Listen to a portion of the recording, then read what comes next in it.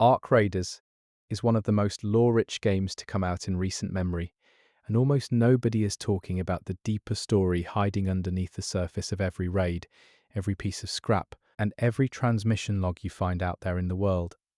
I put this video together because the timeline question kept bugging me, not just when Ark showed up, but where it hit first, and whether that first strike was random or deliberate. Those are two very different things, and the answer changes everything about how you read this world.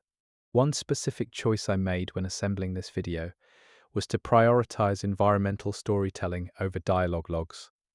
There is a lot of written lore in Ark Raiders, and some of it contradicts itself depending on which faction is telling the story. So I leaned on the stuff that cannot lie, the physical world, the ruins, the patterns of destruction, because that evidence does not have an agenda.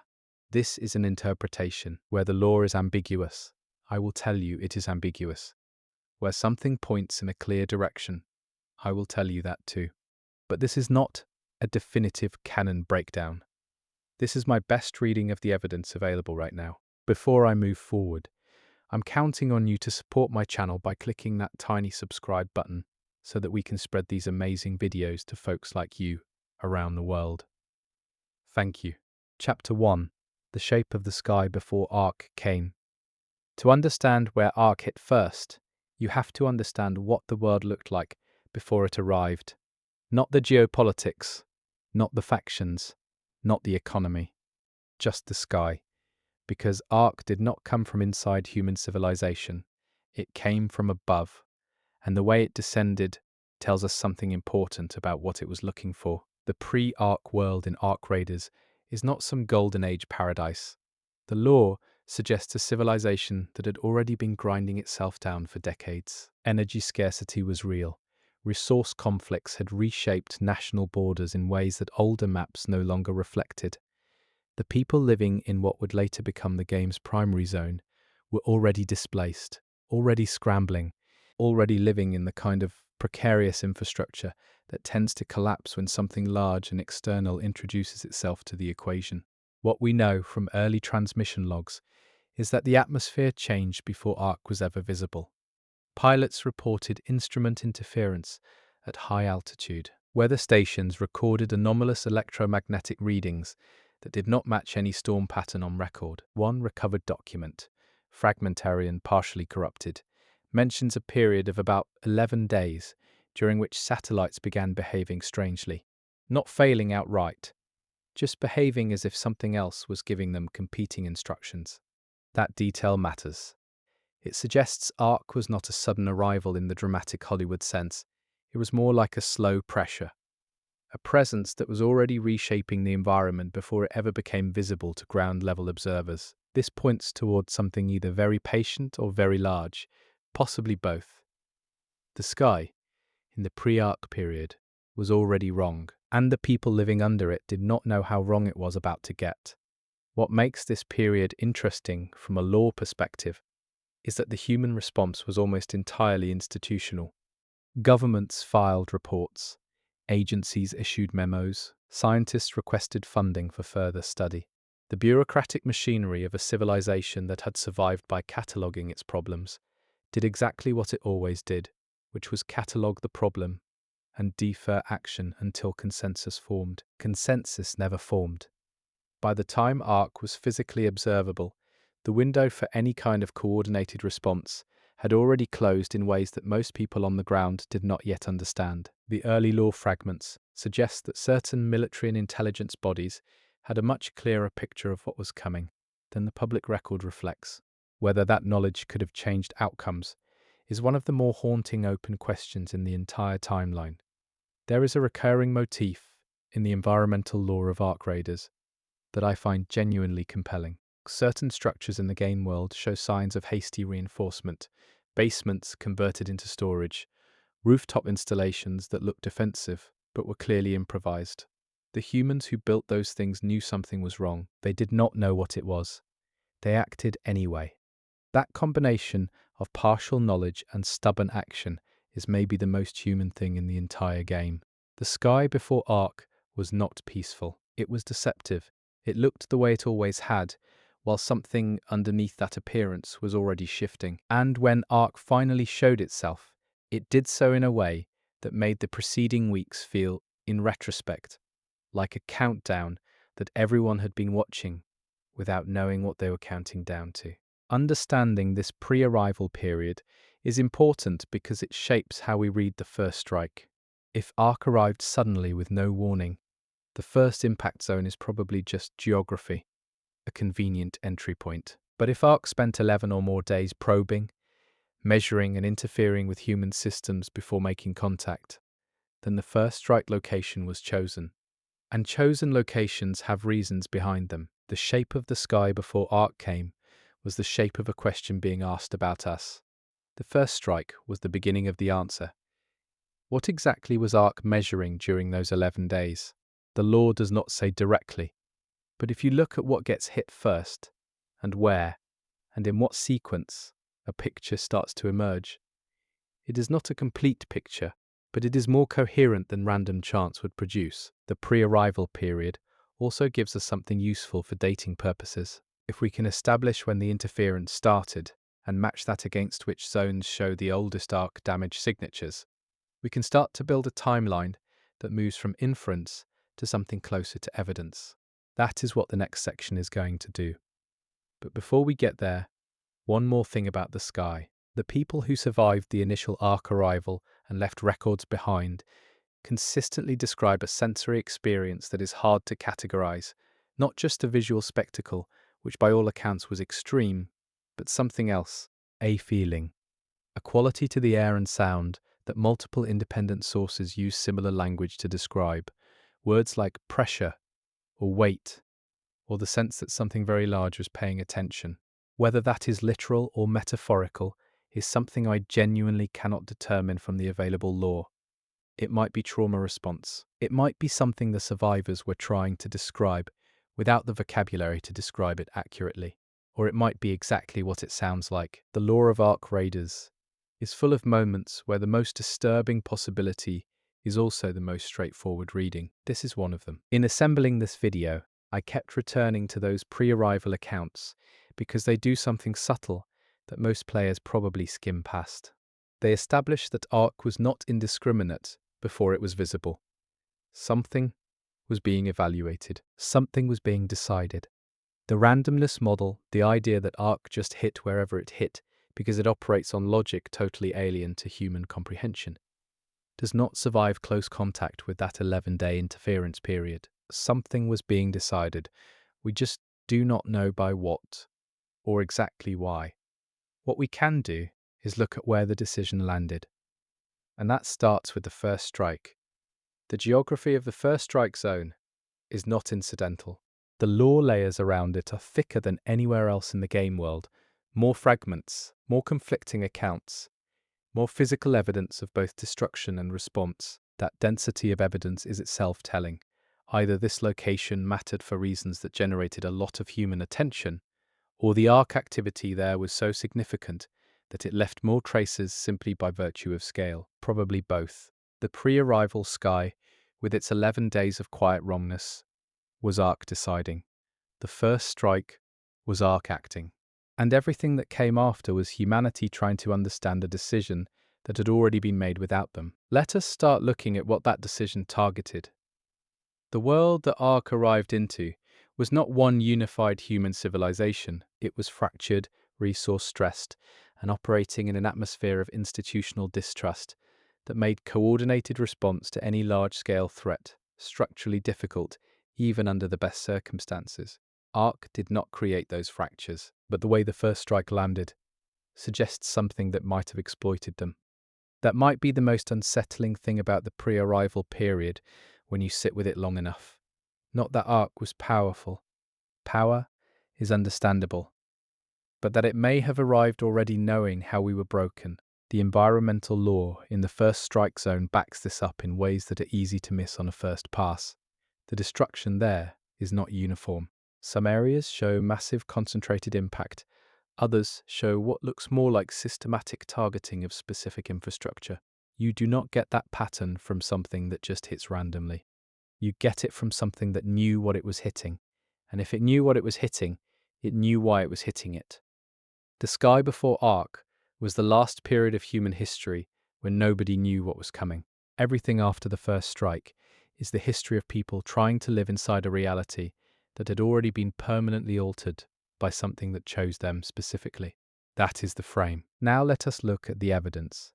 We are going to trace the first strike from its probable origin point through the physical evidence in the game world, and we are going to try to answer not just where, but why. The answer is not clean. Nothing in Ark Raiders lore is clean, but it is there if you are willing to follow the fragments. The sky before Ark told us something was coming. The first strike told us what it wanted. And what it wanted is stranger than most players realize. Here is where we start. The interference pattern from the pre-arrival period, when mapped against the confirmed Ark impact sites in chronological order of their damage signatures, does not radiate outward from a central point the way you would expect from a single entry event. Instead, it converges, multiple vectors, multiple approach paths, all resolving toward the same geographic zone. That is not what a random arrival looks like.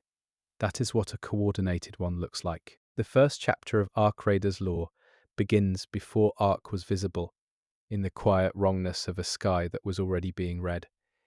Everything that follows flows from that. Chapter 2, the first strike zone, and what was there if you want to know where Ark hit first. You have to be willing to do the unglamorous work of reading damage patterns instead of just the texts and logs that survivors left behind. Survivors have perspectives. Damage does not. Damage is just physics, and physics does not editorialize. The first strike zone in Ark Raiders lore is identifiable not because any single document says this was ground zero, though some come close, but because the environmental evidence accumulates in a way that points consistently toward a specific region. The Ark material density is highest there. The structural collapse patterns are oldest. The human artifacts found in that area predate the ones in surrounding zones, by a margin that suggests the people living there had less warning, less time to adapt, and less opportunity to move anything out before Ark arrived in force. That last point is significant. In the zones that Ark hit later, you find evidence of hasty evacuation. People grabbed things. They moved supplies. They made choices about what to take and what to leave. In the first strike zone, the distribution of human material suggests something closer to abandonment mid-action. Meals left mid-preparation. Equipment staged for transport but never moved, the kind of material record that people leave behind when they run without time to think. The first strike was fast. Whatever lead time those 11 days of interference might have provided, the people in the impact zone did not have it, or did not know how to read it, or read it and could not act on it in time. What was in the first strike zone? This is the question that drives everything else in this chapter, because if Ark went there first, and went there with apparent deliberateness, then whatever was located there was either a target, a resource, or a marker of something Ark could sense that humans could not readily see. The lore suggests the region was a significant energy infrastructure node, not the largest in the world, not the most politically prominent, but a functional operating piece of a larger energy distribution network. The kind of facility that, if you removed it, would create cascading failures in systems that depended on it downstream. That is one reading. Ark hit an energy node because energy infrastructure was the target, and it started there because that node was particularly central to the network in ways that made it the most efficient first strike from a systems disruption standpoint. But there is another reading, and I think it is more interesting.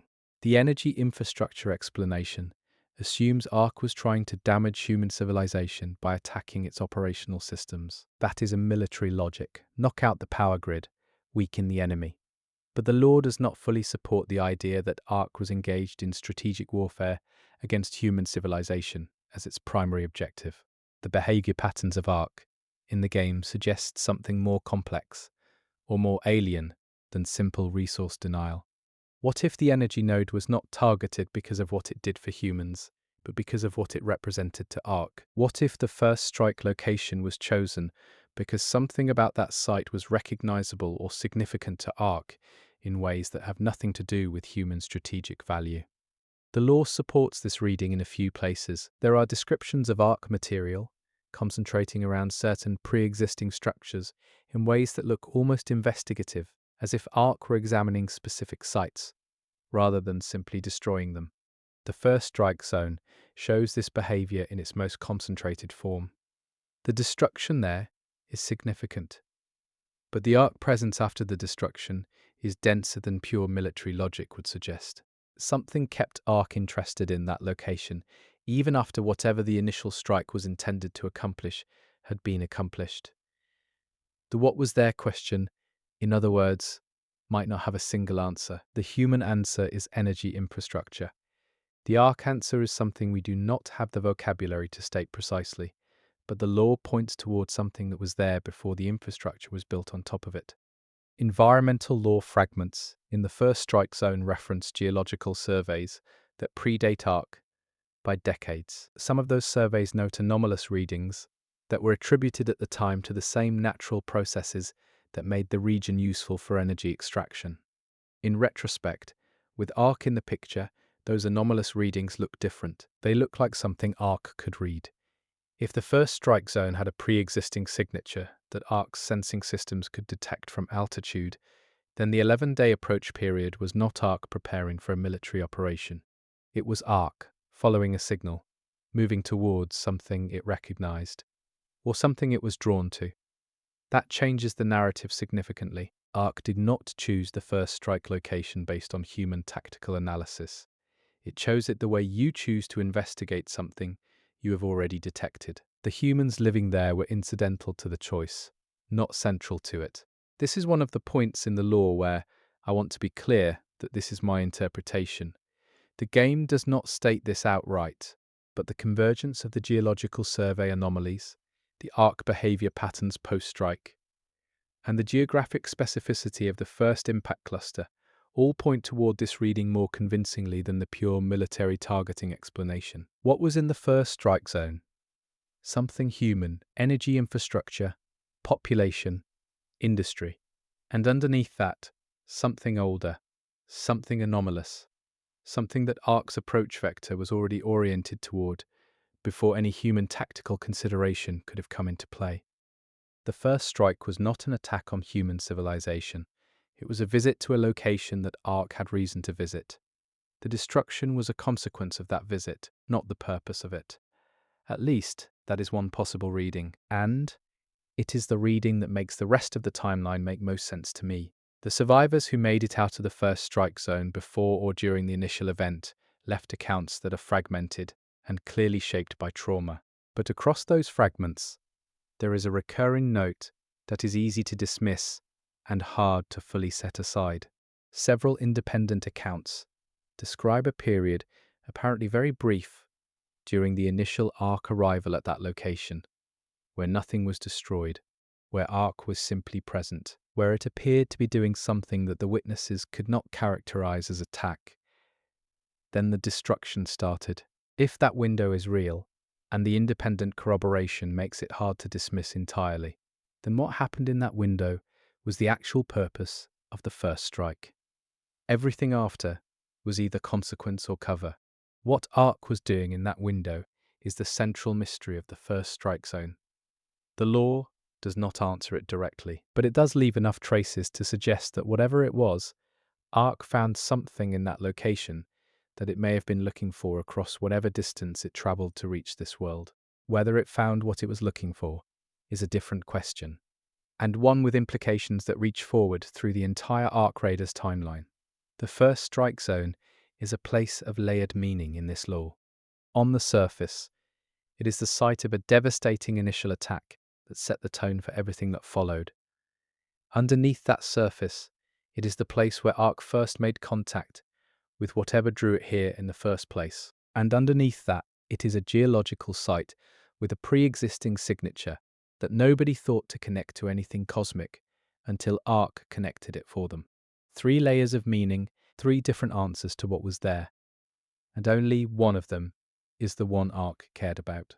The people who lived in the first strike zone are memorialized in the law in ways that are both specific and heartbreaking. Names.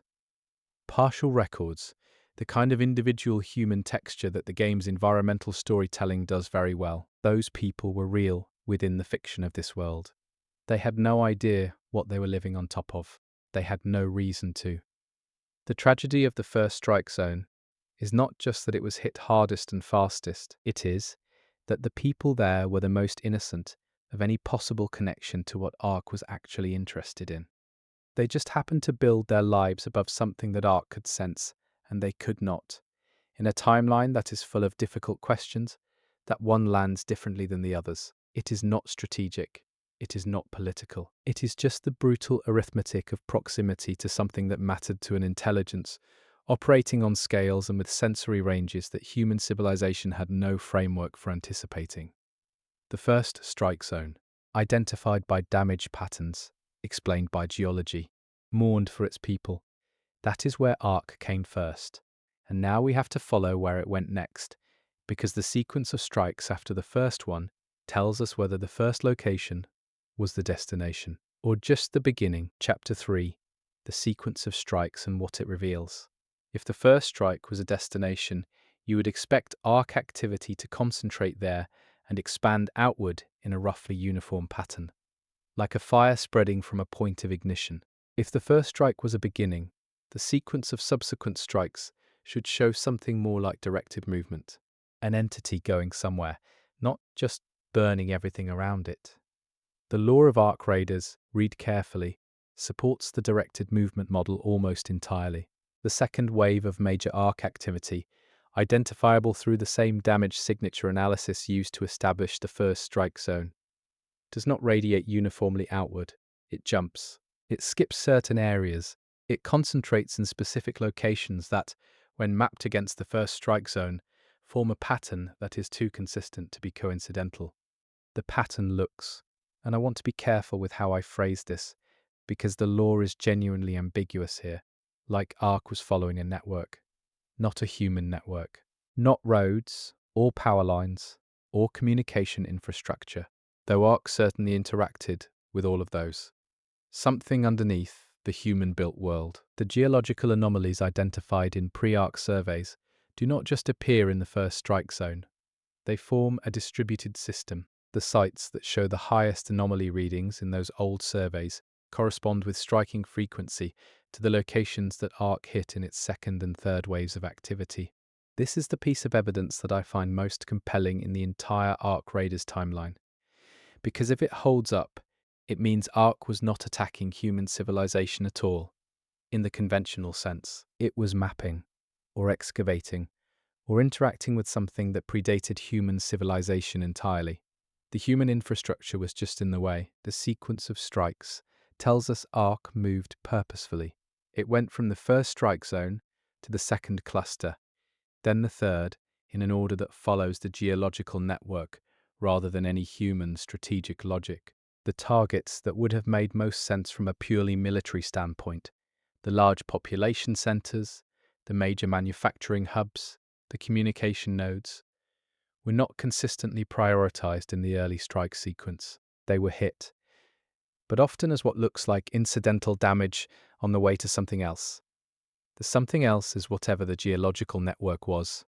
What was the geological network? The lore does not name it directly. The pre-Ark surveys just describe it as anomalous subsurface readings, unusual mineral compositions, energy signatures that their instruments were not designed to characterize with precision. The scientists who conducted those surveys were not looking for anything unusual. They were just mapping what was there. What was there, as best as I can interpret from the available fragments, was a distributed system of something, not just rock and mineral, something that had a pattern to it, something that Ark recognized. One possible reading is that Ark was looking for a resource, that the anomalous signatures represent something it needs or values, and the first strike location was simply where the strongest concentration of that resource was detectable from the distance at which Ark first sensed it. This would make the entire sequence of strikes a large-scale extraction operation, which would explain both the pattern and the ongoing Ark presence in already struck zones. Another possible reading, and this one requires sitting with some strange implications, is that Ark was not looking for a resource, but for a record, that whatever forms the geological network is not something Ark wants to take, but something Ark wants to read, like a message written in geology, or a structure built so deep and so long ago that it outlasted whatever civilization built it, by such a margin that it looks like natural rock formation from any survey technology humans currently possess. But reading is speculative. The law does not give you a clean line to draw to it, but it does not contradict it either, and the behavior of Ark in the later stages of the timeline, where it seems to slow down and concentrate rather than continuing to expand, fits the idea of something working through a problem rather than something consuming resources. A resource extraction entity would keep moving. Something working through a problem might stop. Ark stopped, or at least slowed dramatically in a way that the resource extraction model does not fully explain. The sequence of strikes, from first to second to third wave, is the most organized and readable part of the Ark Raiders timeline. After the third wave, Ark activity becomes more diffuse and harder to read as a linear sequence. But those first three waves form a clear story if you follow them at the geological level rather than the human strategic level. Wave 1, the strongest signal site. Fast, concentrated, followed by sustained presence. Wave 2, the connected nodes. Multiple sites in quick succession, each showing the same pattern of initial Ark arrival, followed by sustained presence. Wave 3, the peripheral points of the network. Smaller sites, less Ark concentration, but all fitting the same geological signature profile. After Wave 3, something changes. The expansion slows. The pattern becomes less readable as organized movement and more like settled occupation. Ark did not keep looking for new nodes because it had found all the ones it was after. What it is doing at those sites in the current timeline is the question that drives the later law. But for the purpose of this video, what the sequence tells us is that the first strike was not random. It was not primarily military. It was the beginning of a systematic engagement with something that existed in this world before humanity built its civilization on top of it. The humans caught in the sequence of strikes were not the targets, they were obstacles. And the tragedy of the Ark Raiders world is largely the tragedy of being an obstacle in the path of something that has no category for you in its operating framework. The factions that formed in the aftermath of the strike sequence are all, in various ways, trying to answer the question of what Ark wanted, without access to the geological survey data that would have clarified the question significantly. The data exists, but in the chaos of the post-strike world, accessing it requires exactly the kind of infrastructure that the strikes destroyed. The irony is built into the structure of the game world in ways that feel intentional. The survivors cannot understand what happened to them because understanding it requires resources that were lost in the process of it happening. The sequence of strikes left a world full of people asking the wrong questions because the right questions were buried under the rubble of the institutions that might have known to ask them.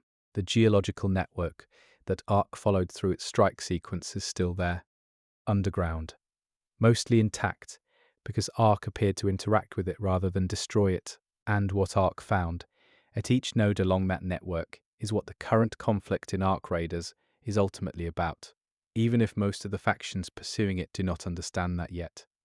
The sequence of strikes is a map, not of destruction, of discovery. What Ark discovered is the question the entire lore is circling around, and we are going to spend the rest of this video getting as close to that center as the available evidence will allow. Chapter 4: The Factions' Understanding of the First Strike. The factions in Ark Raiders each have their own theory about where Ark hit first and why, and none of them has the complete picture. That is not a failure of intelligence. It is a structural consequence of how knowledge was distributed and then disrupted in the period surrounding the initial strikes.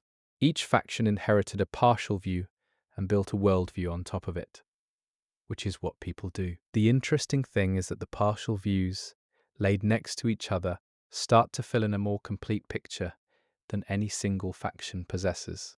The dominant faction explanation for the first strike is the one that most closely resembles conventional military analysis. Ark identified a strategic vulnerability and exploited it. The first strike zone was chosen because it was defensible from ARC's perspective, because it offered access to resources, because it disrupted human coordination. This explanation is coherent. It is also probably wrong, or at least incomplete, for all the reasons we covered in the previous chapter. The factions that operate on this model are focused on figuring out ARC's strategic objectives so they can counter them. They are asking which human system ARC is trying to collapse and how to prevent further collapse. That is a reasonable question if the premise holds. If it does not, they are investing enormous effort in the wrong frame. The evidence that most undermines the conventional military explanation is the geological one, but the factions working from the military frame either do not have access to the pre-ARC survey data, do not recognize its significance, or have made a conscious choice to set it aside because it complicates their operational picture in ways they cannot afford to act on. The second major faction interpretation of the first strike is more interesting. This reading treats ARC not as a military force, but as an ecological one, something that arrived and began reshaping the environment, the way a sufficiently powerful natural process reshapes environments. In this model, the first strike zone was not chosen. It was just where ARC arrived, and everything since has been ARC doing what ARC does, which is expand and transform. The ecological model has the advantage of not requiring ARC to have human legible intentions. It sidesteps the why question by saying there is no why, only process. ARC is a force of nature at a scale we had not previously encountered, and the strike sequence reflects process rather than planning. I find this model unsatisfying for the same reason I find pure randomness models unsatisfying. The pattern in the strike sequence is too clean to be processed without purpose. Natural processes do not skip areas and then return to them in ways that align with geological surveys conducted for entirely unrelated reasons decades before ARC arrived. But the ecological model does capture something important that the military model misses. ARC does not appear to experience the conflict with humanity the way a military adversary would. There are no negotiations, no demands, no communication in any form that human frameworks can pass as intentional communication. Whatever ARC is doing, it is not doing it in response to human resistance. Human resistance changes the operational environment, but it does not appear to change ARC's fundamental objectives, whatever those objectives are. A military adversary adapts to resistance. ARC does not adapt to human resistance in any way the law makes visible.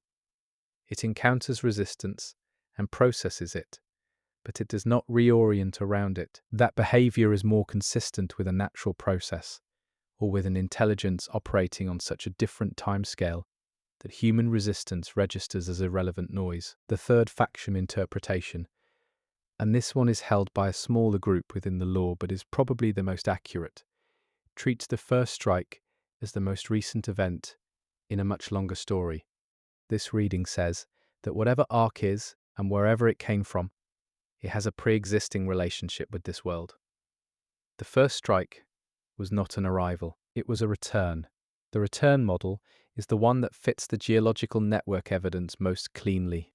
If ARC was here before, if it left something behind, if the anomalous signatures in the pre-ARC surveys are traces of that previous presence, then the first strike was not an alien intelligence discovering a new world. It was something coming back to a place it already knew. The implications of the return model are significant enough that I understand why most factions do not operate from it. If ARC has been here before, the questions it raises about human history, about what built the geological network, about what happened the last time ARC visited, are not questions that have comfortable answers. They are questions that might destabilize the operational frameworks the factions depend on to function. But uncomfortable questions with destabilizing answers are still the correct questions if they are the ones that point toward the truth. The faction's understanding of the first strike is a study in how incomplete information generates divergent worldviews that are each internally coherent and each missing something essential. The military faction misses the geological evidence. The ecological faction misses the pattern in the sequence. The return faction has the most complete picture but lacks the operational infrastructure to act on it effectively. Somewhere in the intersection of those three partial views is something closer to the truth than any single faction has managed to articulate. The first strike zone is still contested in the current game timeline. Multiple factions have interest in it, and what they are fighting over, ostensibly, are resources and territory. But the deeper logic of why that zone is so heavily contested points back to the same question we started with. There is something there that matters, not just to humans now, but to Ark, and possibly to whatever came before Ark in the long history of this world. The factions are fighting over ground that was significant long before any of them existed. And the first strike was Ark's way of indicating, in the most dramatic possible terms, that the significance had not been forgotten. Chapter 5. What Ark was actually looking for. Everything in the previous chapters has been circling this question, and now we are going to face it directly. What was Ark actually looking for when it hit the first strike zone? What drew it through 11 days of pre-arrival interference, and then to a specific point on the surface of this world with apparent precision? The law does not give you a clean answer. I want to be upfront about that before we go further. What it gives you is a cluster of evidence that points toward a hypothesis, and that hypothesis is more coherent than any of the competing explanations. But it is still a hypothesis. This is my reading of the available material. It may be wrong. New law could overturn it, but it is where the evidence points right now. Ark was looking for something it had left here, not in the way you lose a possession and come back for it. Something more fundamental than that. The geological network, the anomalous signatures, the pattern of strike sites that follows subsurface structures that predate human civilization. All of this points toward a pre-existing relationship between Ark and this world. The things Ark hit, the things it seems to be investigating or interacting with at a level underneath the human infrastructure it destroys, are things that share characteristics with Ark itself. Not identical, but related. The way something built can be related to the thing that built it. The hypothesis, stated as clearly as I can state it from the available evidence, is this.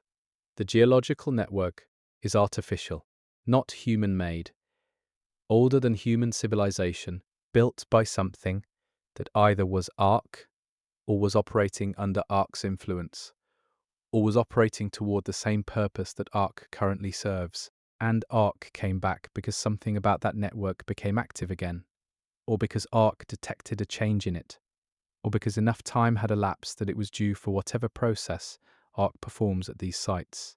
The what exactly Ark does at the network sites is the most ambiguous part of this. The law gives you fragments of survivor accounts that describe Ark material interacting with subsurface structures in ways that look almost ceremonial, which is probably a human word being applied to something that has no human equivalent. But the behavior pattern, sustained presence at specific sites, concentrated Ark activity below the surface level, resistance to being displaced from those sites even when displacement would be militarily advantageous. All of it suggests that those locations are central to Ark's purpose in a way that tactical logic does not explain. What is Ark doing at those sites? Recharging something, reading something.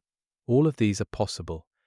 None of them is provable from available evidence. The language the law uses around these sites is consistently imprecise, which might be the writers being appropriately humble about alien processes, or might be a deliberate choice to leave the question open for future content to answer. I have chosen to present the completion hypothesis as the most compelling, for the following reason. The behavior pattern of Ark, the way it moves systematically through the geological network and then appears to settle, fits the idea of something finishing a task more than the idea of something collecting resources or reading a record. The movement is purposeful. The settling is final feeling. Whatever Ark came here to do at these sites, the law suggests it is making progress toward a conclusion. What the conclusion means for the human population is the question that drives the current conflict. If Ark is completing something, what happens when it completes it? Does it leave? Does the completed process change the world in a way that makes it uninhabitable? Does it do something none of the current factions have modelled? The law does not answer this. The players, through the fiction of being raiders in this world, are operating in the space between Ark's ongoing process and its eventual completion. They are trying to survive, extract resources, and maintain faction loyalty in a world where the fundamental question of what Ark's endgame means for their existence has not been answered. That is a genuinely interesting narrative premise. The enemy is not evil in a human sense. It is not trying to destroy humanity because it hates humanity. It is doing something that happens to be catastrophic for humanity, and the catastrophe is incidental to the purpose. The people in the game world are trying to live in the margin between a cosmic process and its conclusion.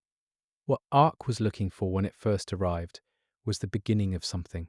The first strike zone was the starting point of a process that is still ongoing. The humans caught in it were not the intended subjects of the process. They were just in the environment where it was happening.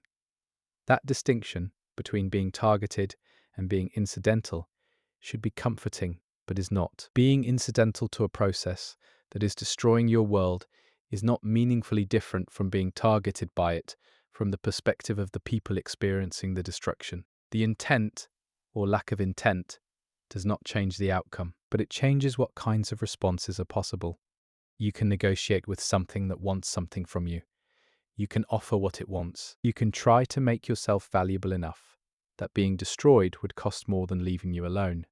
None of those strategies work with something for which you are not the point. The factions in Ark Raiders are, each in their own way, trying to become the point, trying to make themselves matter to Ark in a way that changes Ark's behavior toward them. The lore suggests these attempts have not been successful, but the attempts themselves are deeply human, and the game captures that quality very well. What Ark was looking for tells us something about what humanity is not. Not the target, not the relevant variable in a calculation that has been running longer than human civilization has existed. That is maybe the most disorienting thing the lore of Ark Raiders has to offer. Not the scale of the destruction, which is easy to dramatize and easy to engage with emotionally, but the specific quality of the indifference, not hostile indifference, just operational indifference, the kind of indifference that does not register you as significant enough to hate. The first strike zone was not chosen because of what the humans built there. It was chosen because of what was there before the humans arrived. Ark came back for what it had left, and the humans who had built their lives on top of it were simply in the way. That is where Ark hit first. That is why it hit there. And that is the beginning of the question of what happens next.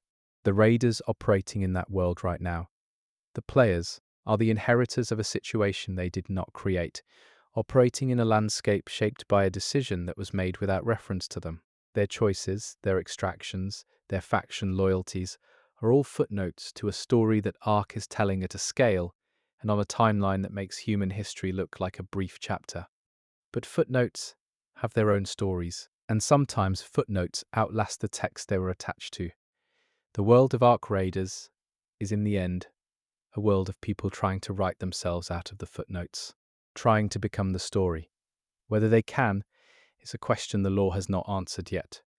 But if they are going to try, they need to understand what they are actually up against.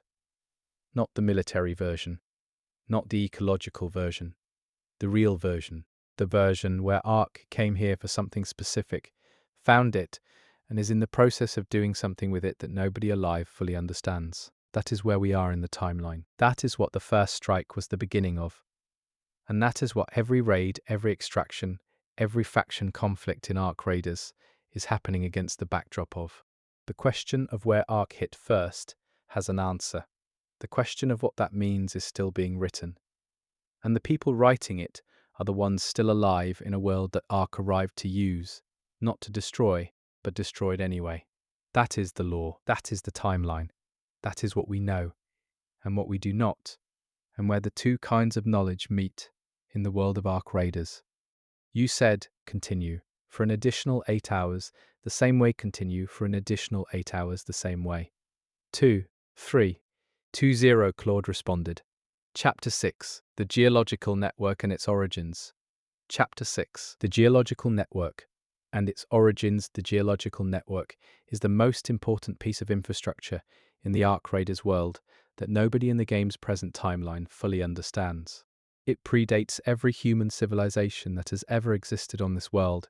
It predates the oldest geological surveys that reference it, which themselves were conducted by people who had no idea what they were looking at. It is, by any reasonable measure, the oldest thing in the game's lore, and it is still active.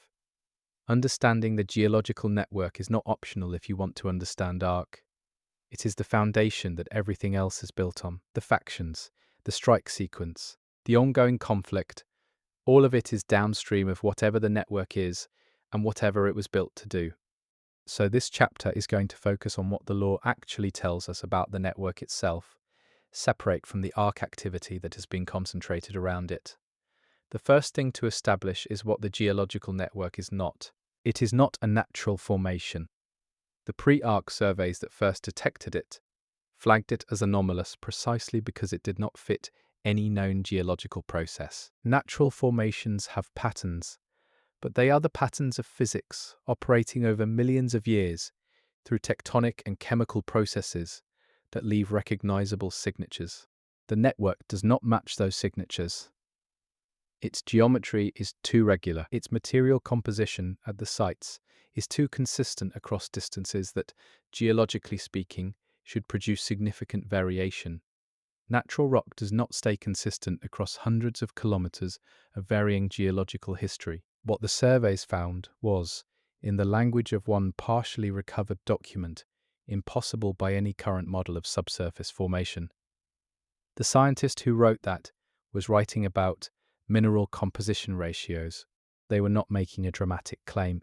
They were just describing what the data showed. The data showed something that should not exist by the rules of natural geology, and at the time, with no Ark in the picture, the most reasonable conclusion was instrument error or a gap in current geological models. Science is full of anomalies that later get explained. This one just got explained differently than anyone anticipated. With Ark in the picture, the most reasonable conclusion about the geological network is that it was built, not grown, not deposited, built, by something with enough knowledge of subsurface construction to do it at a depth and with a durability that has maintained integrity across what the law implies is an enormous span of time. How old is the network? The law does not give a clean number. The fragments that address this directly are imprecise, either because the people writing them did not have reliable dating methods for what they were looking at, or because the age is genuinely difficult to establish through conventional means. What the law does suggest is that the network is old enough to predate any human civilization the game's world has record of, and possibly old enough to predate the conditions that made human civilization possible in this region. That is a significant age range. It implies a builder, or builders, operating at a point in this world's history when the surface conditions were substantially different from what they are now, building something underground that would survive until a future world state that the builders either could not have predicted or, and this is where it gets interesting, did predict. The predictive builder hypothesis is one of those ideas that sounds more speculative than it actually is. When you engage with the law carefully, if you build something underground and design it to last, you are making assumptions about the future. You are assuming the surface above it will not change so drastically that the underground structure becomes inaccessible or irrelevant. That assumption requires some model of future conditions. A sufficiently sophisticated builder with sufficiently long-range predictive capacity might build underground infrastructure specifically designed for a future world state that has not arrived yet at the time of construction, the geological network. If it was built to be used by Ark upon Ark's return, would need to have been built with an understanding of what the world would look like when Ark came back. That is a scale of forward planning that is genuinely difficult to conceptualize in human terms. But Ark Raiders is not a game about human-scale entities. It is a game about what happens when human-scale entities encounter something operating at a completely different scale. The geological network is the physical evidence of that difference in scale. What the network is made of is another piece of the puzzle. The anomalous mineral composition that the surveys flagged is not just anomalous in terms of distribution, it is anomalous in terms of properties. The materials at the network sites show characteristics that human geology does not have a clean category for. Energy retention, unusual electromagnetic behavior, resistance to degradation processes that should, over the implied age of the network, have broken down any known material to something unrecognizable. Whatever the network is made of is not a natural mineral. It may have been synthesized, it may have been introduced from outside, it may be something that exists in this world's subsurface naturally, but in quantities too small to be significant, except at the network sites, where it appears to have been concentrated deliberately. The energy retention property is the most interesting one from a law perspective. A material that retains energy over geological timescales is, in the context of Ark's behavior, potentially significant in a very specific way. If Ark is using the network sites to access stored energy, then the geological network is not just infrastructure. It is a battery, the largest battery ever constructed, built into the subsurface of a world, storing whatever energy was put into it at the time of construction, across an enormous span of time, waiting for something to come along and use it. What was the energy stored for? Here is where the law branches into territory that is genuinely uncertain. The most practical reading is that Ark built the network as a fuel reserve for its own purposes. It stored energy here because this world was a convenient storage site, and it came back to use that stored energy for whatever it does next. The less practical but more interesting reading is that the energy in the network was not stored for Ark's consumption. It was stored as a signal, a beacon, something that would be detectable from a great distance and would indicate to something that this world had been prepared or marked or claimed.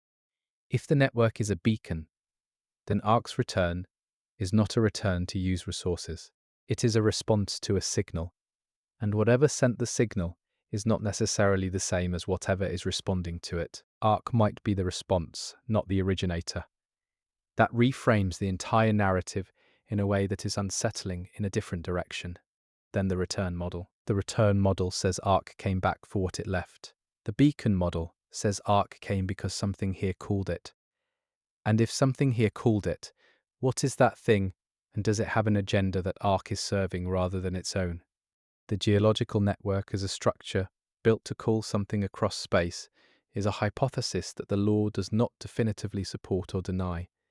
But the way Ark behaves at the network sites, concentrated, sustained, apparently responsive to the sites themselves rather than just using them, has a quality that fits the idea of something answering a call more than the idea of something using a resource. You respond to a call differently than you extract a resource. The difference is in the attentiveness. Resource extraction is instrumental. You take what you need and move to the next site. Responding to a call involves actually being present with the thing that called you, engaging with it. And the Ark behavior at network sites has more of that quality than pure resource extraction does. Whether this reading holds up under further law scrutiny, I genuinely do not know.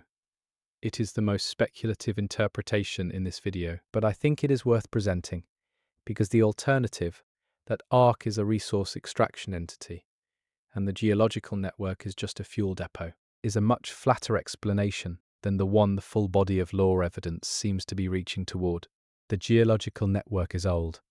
It is artificial. It is made of materials with unusual energy-related properties. It follows a pattern that Ark's strike sequence corresponds to with too much precision to be coincidental. And Ark is doing something at those sites that looks more like engagement than extraction. That is what the network is. What it was built for is the question that the rest of the Ark Raiders timeline is probably going to answer, slowly and in fragments, over however much content this game eventually produces. The network is the oldest fact in this world's lore. Everything else, Ark's arrival, the human factions, the conflict, the raiding, is newer than the network.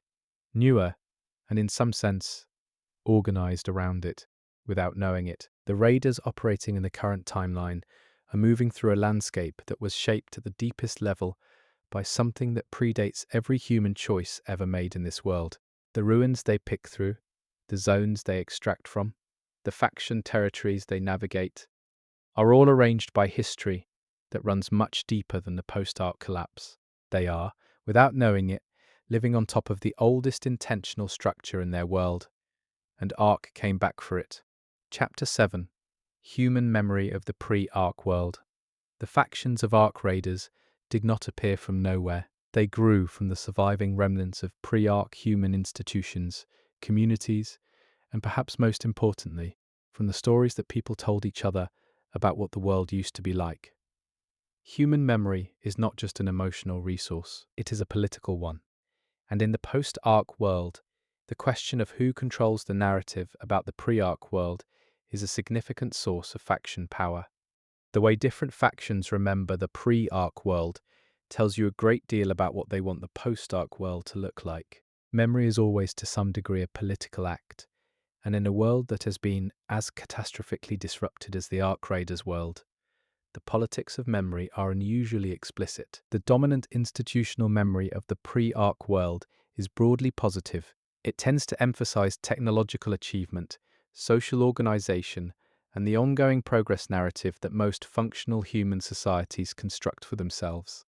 The world before Ark was imperfect. This memory acknowledges, but it was improving. It was moving in a direction.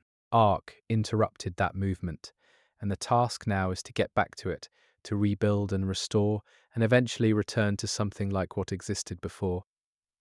This restorationist memory is operationally useful. It gives people a goal. It provides a template for what building looks like because the pre-Ark world actually did it. It creates solidarity through shared loss. Everyone lost the same world, so the memory of that world is common ground across different backgrounds.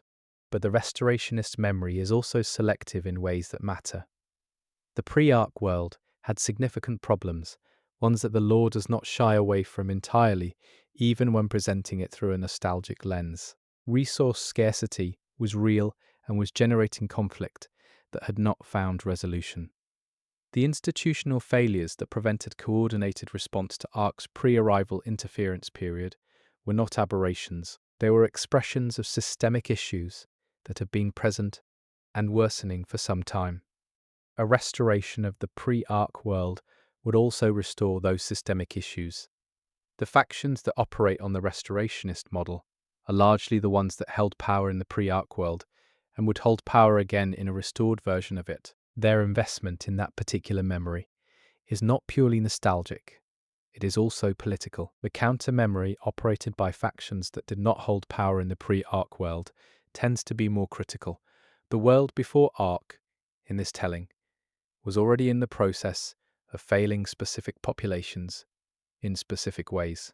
Ark accelerated and amplified a collapse that was already in progress. The task now is not to restore but to build something different, something that addresses the failure modes that were already present before Ark made everything dramatically worse. This critical memory is also selective. It tends to underemphasize the genuine achievements and stability that the pre-Ark world provided to many people, focusing on the failures because the failures are the politically generative material. If the pre-Ark world was good, restoration is the right goal. If it was failing, building new is the right goal. The politics determine which aspects of the memory get emphasized. What the law does, interestingly, is present fragments of the pre-Ark world that neither faction memory fully accounts for. The everyday textures of pre-Ark life that appear in recovered artifacts, in structural remnants, in the material culture of the ruins, paint a picture of a world that was neither the golden age the restorationists remember, nor the system of exploitation the critical memory emphasizes. It was, as most actual human worlds are, messy and various, and full of people living their specific lives with imperfect awareness of the large systemic forces shaping those lives. The survivors who left the most detailed records of the pre-Ark world are the people who were already paying attention to how the world worked.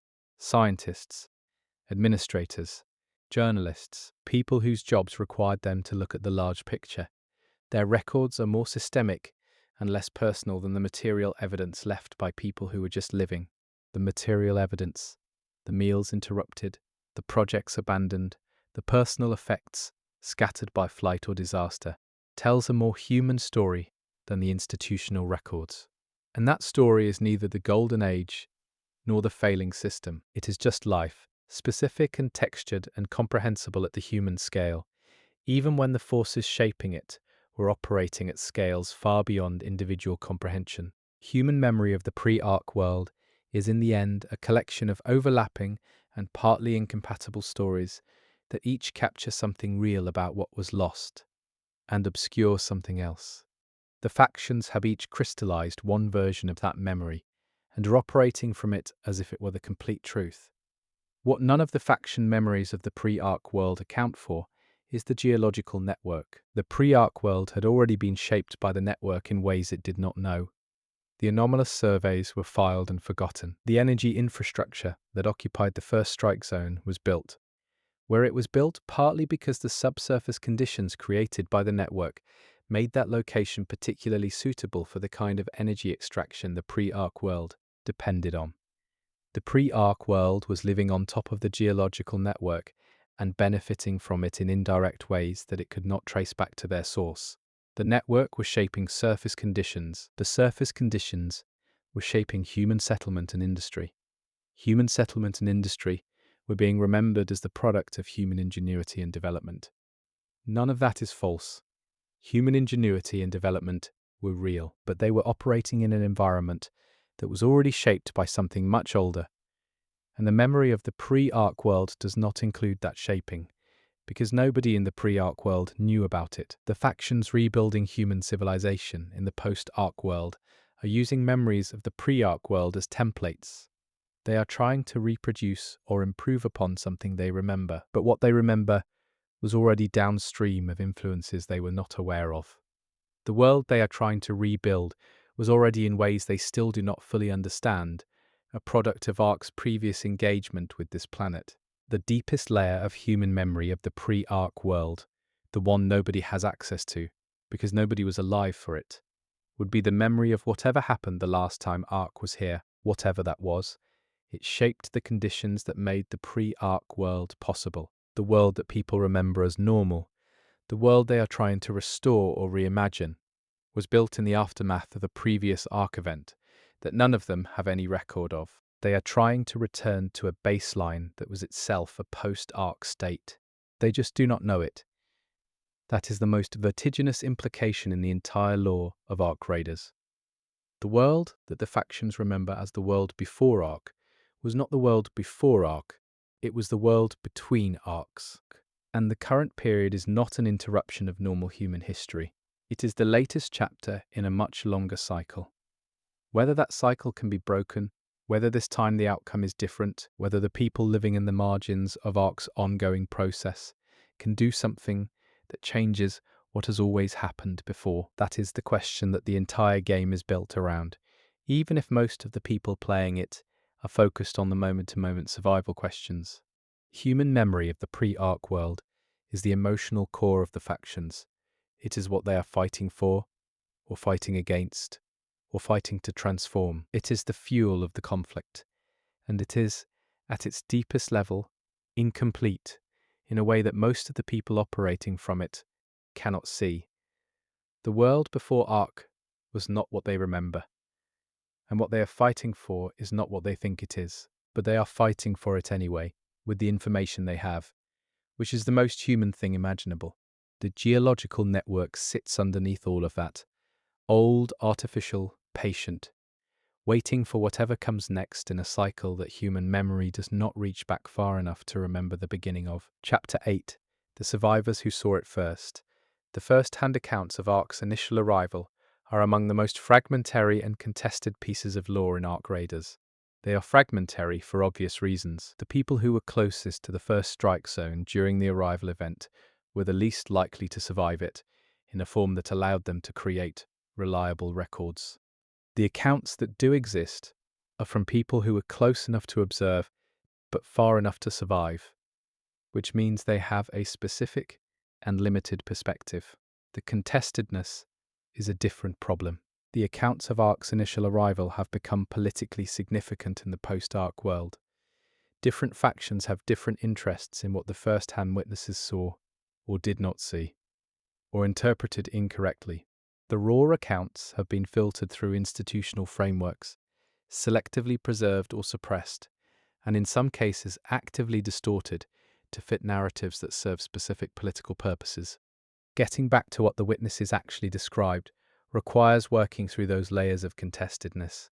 And when you do that work, what you find is both more coherent and more strange than the institutionally filtered versions suggest. The first-hand accounts share several features across their diversity of origin and perspective. The pre-arrival atmospheric changes are consistent across accounts. The sky quality changes, the electromagnetic anomalies, the sense of wrongness in the days before Ark became visible. This consistency is reassuring. From a reliability standpoint, independent observers describing the same phenomena in similar terms suggests they are describing something real. The moment of Ark's first visibility is described with remarkable consistency for a phenomenon that presumably none of these people had any framework for understanding. The language varies by individual background and vocabulary, but the underlying descriptions converge on similar sensory details: scale, geometry, the quality of light around arc structures, the sound, which multiple accounts describe in ways that suggest it was felt as much as heard. What diverges more significantly across accounts is the interpretation of what they were seeing. Some witnesses describe immediate understanding that this was catastrophically dangerous. Others describe an initial period of something closer to awe, a response to scale and strangeness that processed before fear. A few accounts describe a period of confusion about whether what they were seeing was real, which is a psychologically coherent response to encountering something that has no category in your experience.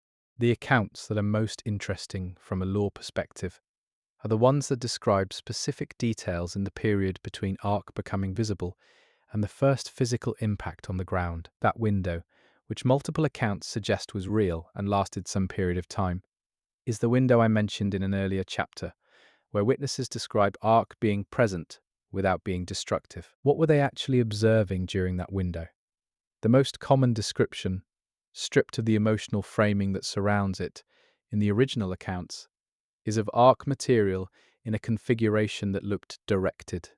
Not the chaotic arrival of something crashing into a world, something more ordered than that, something that appeared to be doing something specific. One partially preserved account, from someone who appears to have had some scientific background based on the vocabulary they use, describes what they observed during this window as resembling a scanning process. Arc material moving in patterns that, to their eye, looked methodical rather than random, covering specific areas of the ground below in a sequence that, had it been a human instrument, they would have described as surveying. That description is consistent with the geological network hypothesis. If Arc was, in that window, locating the network sites and confirming their configuration or status, the behavior would look from a ground-level human perspective exactly like a scanning or surveying process. Methodical, directed, covering specific areas in sequence. The window ended, the destruction began, and the first-hand accounts from that point on become less useful for our purposes because they shift from observation to survival, which is the right priority but produces less analytically useful records. The survivors who made it out of the first strike zone with any capacity to remember and record what they saw were a small and specific subset of the people who were there. Their accounts are the closest thing we have to direct evidence of what the initial Ark arrival looked like and how it behaved in those first critical minutes. What they saw, filtered through their specific positions and the layers of contestedness that accumulated over the subsequent period, still points toward the same picture that the geological network and strike sequence evidence points toward. Ark arrived with a purpose. It spent time on something specific before it destroyed. And, whatever that something specific was, it was located in the first strike zone. The first-hand witnesses are a human thread running through law that is often abstract and structural. They remind you that the geological network and the strike sequence and the faction memories are all downstream of actual people standing in an actual place, watching something arrive that had no category in their experience. Those people, the ones who saw it first, are the human face of what is ultimately a story about forces operating at scales far beyond the human. And their accounts, fragmentary and contested, and filtered as they are are the closest thing this law has to a ground truth. What they saw first is what we have been trying to understand throughout this entire video. And what they saw in that window before the destruction was Ark being purposeful in a way that, if you follow the implications, changes everything about how you understand what came next. The survivors who saw it first did not know what they were seeing. Most of them probably never figured it out, even with the benefit of everything that came after. They just knew that something had arrived, that it had done something before it destroyed, and that the world they had known the day before was not the world they were living in now. That knowledge, simple and devastating, is the foundation that all the subsequent law is built on. Everything else is the slow, painful process of trying to understand something that was never designed to be understood by the people it affected. Chapter 9. The infrastructure Ark ignored. And what that tells us, one of the most revealing aspects of the Ark strike sequence, is not what it targeted. It is what it did not target. The things Ark left largely intact in the early strike period are, in some ways, more informative than the things it destroyed. Because the pattern of Ark's attention tells you something about what Ark values, or at least what Ark registers as significant, in a way that the pattern of destruction cannot do alone. The conventional military analysis of the Ark strike sequence focuses on what was destroyed: power infrastructure, communication nodes, certain manufacturing and industrial facilities. The destruction of these things had cascading effects on human civilization's capacity to function and respond. This is accurate and strategically coherent. But when you map the destruction against the full inventory of human infrastructure in the strike zones, something interesting appears. Certain categories of infrastructure survived the initial strikes at rates that are statistically anomalous, not because Ark could not reach them. They were accessible. In some cases, they were literally next to things Ark destroyed completely. But Ark consistently did not prioritize them. The most notable category of things Ark largely passed over in the initial strikes is archival infrastructure, libraries in the pre-digital sense, data storage facilities, records archives, institutions whose primary function was the preservation and organization of accumulated human knowledge. This is a strange pattern for a purely military operation. If you are trying to break a civilization's capacity to resist, its knowledge archives are a reasonable target. Destroying them denies future generations the accumulated learning that informs their choices. Many historical examples of deliberate archive destruction as a military and cultural tactic exist in human history. Ark did not follow this logic. The archival infrastructure that survived in the first strike zone, where it survived at all, tends to be the infrastructure holding the oldest records, not recent operational data. Old records, history, the kind of material that pre-digital archiving institutions often specialize in preserving precisely because it is fragile and irreplaceable. Why would Ark's strike pattern consistently leave old archival infrastructure intact? Several possibilities exist. Ark may simply not have registered these structures as significant targets because they lack the physical signatures that mark operational infrastructure. They are not generating power or broadcasting signals or producing material outputs in ways that would make them stand out to sensing systems calibrated for operational infrastructure. But that explanation is unsatisfying because Ark's behavior at the geological network sites demonstrates a capacity for highly specific detection of subtle physical signatures. If it could locate subsurface structures by their material composition, it can certainly distinguish between a power plant and a library. Another possibility is that the old archival infrastructure contains records that are relevant to Ark's purposes. Records about the geological anomalies, perhaps. Old surveys, old maps, old geological and geographical documentation that could help Ark locate or confirm network sites. In this reading, Ark leaves the archives intact because it may want to access them, or because it is already accessing them in ways that ground-level human observation cannot detect. A third possibility, and this one is harder to dismiss than it might initially seem, is that the old archival infrastructure is being spared for the same reason the geological network sites are being engaged with. Something about these sites, the oldest human knowledge repositories, and the oldest pre-human subsurface network, belongs to the same category in Ark's operational framework. They are both things worth preserving or engaging with, rather than simply eliminating. If Ark is in the business of reading a record, whether a geological one or a documentary one, then the archives are relevant to its purposes in a way that operational infrastructure simply is not. The power plants fuel human activity. The archives document human memory, and before human memory, the memory of this place as recorded by whoever was here before. The infrastructure Ark ignored in the first strike is a map of what Ark was not trying to eliminate, and the pattern of that map, old archives, knowledge repositories, and the underground network, suggests that Ark's interest in this world is at least partly documentary. It is not just here to use a resource. It is here to read a history, or to complete a history, which is a different thing. The practical implications of this in the game world are significant.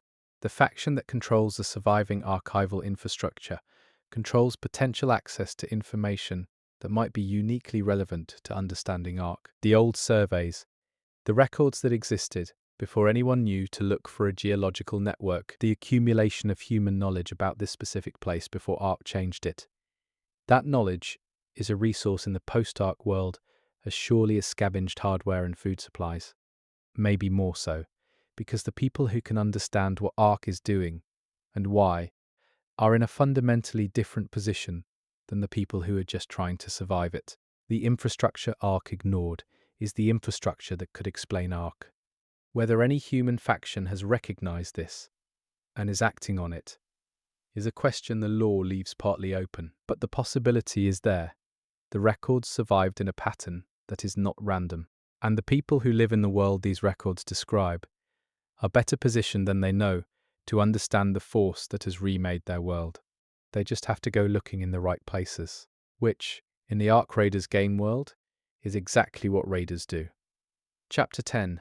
The Cycle and What Comes Next. Everything in this video has been building toward the question that the geological network, the strike sequence, the survivor accounts, the faction memories, and the infrastructure that Ark did not destroy all point toward together.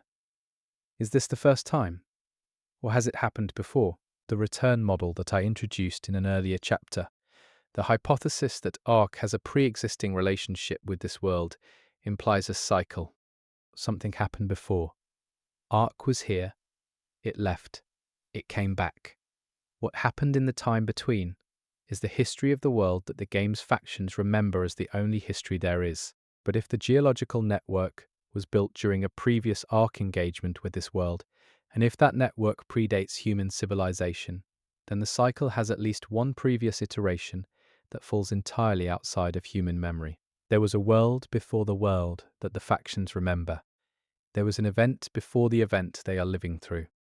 And the geological network is the physical evidence that something built during that previous event has been preserved through the entire interval between. What happened to the people, or beings, or civilization that existed in the world before? The law does not say, and I am not going to speculate too far into territory where there is no evidence to anchor the speculation. But the absence of any surviving record or trace of that previous civilization is notable. They had the geological network. They presumably had some understanding of what it was and what it was for, and they are gone, leaving only the network behind. That precedent is not a comfortable one for the humans currently living in the post-Ark world. If the previous inhabitants of this world, the ones who existed during or after the last Ark engagement, left no surviving trace except the network, the question of what happened to them is directly relevant to the question of what might happen to current human civilization. One possible reading is that the previous inhabitants are simply so far back in geological time that their traces have been erased by the processes that erase all traces over sufficient timescales. Rock weathers. Material degrades. Even the most durable civilizations leave only fragments after millions of years. The absence of evidence is not necessarily evidence of a dramatic end. Another reading is that whatever Ark's process involves, its completion changes the conditions on this world in ways that are not compatible with the continued existence of whatever civilization was present during it. The network was built to survive. The builders were not. That is the darkest interpretation of the cycle, and the law does not definitively support it. But it does not rule it out either. And the behavior of ARC, the systematic engagement with network sites, the completion-oriented quality of its activity is consistent with the idea of a process that has a terminal state that represents an endpoint for the world it is operating in. What comes after the terminal state is not something the available law addresses at all. Whether the world continues in some form, whether ARC leaves, or transforms or remains, whether the cycle begins again from a new baseline, these are questions that the game's narrative has not yet reached. What the game has reached is the period of active ARC engagement, the period during which the process is ongoing and the outcome is not yet determined. The raiders operating in this world are not living in the aftermath of something finished. They are living in the middle of something that is still happening. And the middle is the most interesting place to be, narratively speaking, because it is the only time when choices can change outcomes. Before the process is complete, before whatever ARC is building or completing or activating reaches its final state, there is a window in which human action might matter, might change something, might introduce a variable that the cycle has not previously encountered. Whether that window is real or whether the appearance of meaningful choice is just the psychology of beings who cannot bear to feel without agency, the law does not answer. But the game is premised on the idea that the window exists, that the raiders, the factions, the people making decisions in the Ark Raiders world are not just spectators of a predetermined process but participants in something that could go differently. That premise might be wrong within the fiction of the game. The cycle might be inexorable. The process might be too far along. The window might have already closed without anyone knowing it had opened. But the players are in it anyway, making choices, extracting resources, building factions, forming temporary alliances and betrayals, doing all the things that people do when they are trying to survive and matter in a world that is larger than them.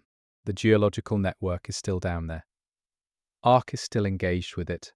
The archival infrastructure that survived the first strikes still holds records that nobody has fully read. The first strike zone, where it all began, is still the most ARC-dense region in the game world. And the questions that the first strike raised, where and why, and what does it mean, are still being answered. The cycle and what comes next is the question that the entire Ark Raiders story is pointed at. This video has tried to trace the path from the beginning of the current cycle, the pre-arrival interference period, and the first strike, to the present moment of active Ark engagement. That path runs through geology and human memory, and survivor accounts, and faction politics, and the long shadow of something that has happened before, somewhere in the deep time that no human record reaches. What comes next depends on whether anyone in that world can understand enough of what is happening to change it. The first strike was the beginning of an answer to a question this world did not know it had been asked. The end of that answer has not been written yet, and that, right now, is where the lore of Ark Raiders stands. Chapter 11. The language Ark does not speak. There is a question buried in the Ark Raiders lore that most players never think to ask, because it requires stepping back from the immediate drama of the conflict to notice something that is conspicuous precisely by its absence. Ark has never communicated, not once, not in any form that any faction, survivor, or researcher in the game world has been able to interpret as intentional communication directed at humanity. That absence is not incidental. It is one of the most important facts about Ark in the entire lore. Consider what communication would mean in this context. The factions have been present, observing, and in some cases actively attempting to make contact with Ark for the entire post-strike period. They have used every framework available to them: radio, electronic signal, physical markers. Some accounts suggest attempts at mathematical communication, the kind of universal language experiments that pre-Ark human civilization had theorized about in the context of hypothetical contact with other intelligences. None of it has produced any response that anyone can distinguish from the background behavior of Ark doing whatever Ark does, regardless of human activity in its vicinity. The silence could mean many things. The most comforting interpretation is that ARC simply has not noticed the communication attempts, that its sensing systems are not calibrated to recognize the specific signatures that human communication methods produce. This interpretation preserves the possibility that ARC is the kind of intelligence that could communicate if it only knew humans were trying. If contact could be made, it implies things might be different. The law does not strongly support the comforting interpretation ARC has demonstrated through its precise engagement with the geological network sites and its apparent detection of subsurface structures from altitude, that its sensing capabilities are extraordinary. The idea that it simply cannot detect the electromagnetic and acoustic outputs of human communication attempts requires assuming a very specific and convenient gap in those capabilities. Convenient gaps in sensing are not usually what the evidence points toward when you are dealing with something that can locate specific mineral compositions through kilometers of rock. The harder interpretation is that ARC does not communicate because it has nothing to say to humanity, not because it is hostile, not because it lacks the capacity, but because the category of entity that would receive such communication, a civilization occupying the surface of a world it is visiting, simply does not register as a communication partner in ARC's operational framework. You do not send signals to the ants displaced by construction work, not out of malice, simply because ants are not in the category of entities you communicate with when you are doing construction work. That interpretation is the one the law, read carefully, leans toward, and it is devastating in a specific way that the more dramatic interpretations, the hostile silence of a military adversary, for example, are not. Military silence can be broken by changing the strategic equation. You can make communication in your adversary's interest. You can create conditions under which talking becomes more valuable to them than not talking. None of those levers exist if the silence is not strategic, but categorical. You cannot make yourself relevant to something that does not have a category for you. The factions have each responded to the silence differently, and those responses reveal as much about the factions as about ARC. But groups that came from pre-ARC institutional backgrounds tend to interpret the silence as a problem to be solved technically. If the communication method is right, contact will be made. This is the assumption of people who have built their worldview around the solvability of problems through technical competence. The silence is a puzzle, not a verdict. The groups that came from communities that were systematically unheard in the pre-ARC world tend to interpret the silence differently. They have more experience with the specific quality of being present and not recognized as a communication partner. Their reading of ARC's silence is more personal and more political. Silence from power is a familiar experience. It does not always mean what the powerful claim it means. The most analytically useful faction response to the silence is the one that treats it as data rather than a problem or a political statement. ARC silence is information about what ARC is. It tells you that ARC does not operate in a mode that includes acknowledging or responding to the entities present in the environments it moves through. That is a factual characterization of behavior, and it has implications for strategy, survival, and the broader question of whether the cycle can be interrupted. Because here is the thing about the silence. If ARC does not communicate, the only way to understand what it is doing is to observe it, carefully, systematically, over time, the way you study a natural process that is not going to explain itself to you. The people in the ARC Raiders world who are most likely to actually understand what is happening are not the ones trying to talk to ARC. They are the ones watching it, mapping it, recording what it does, and when, and where, and in what sequence, and building an understanding from evidence rather than hoping for revelation. This is, not coincidentally, what the best raiders do.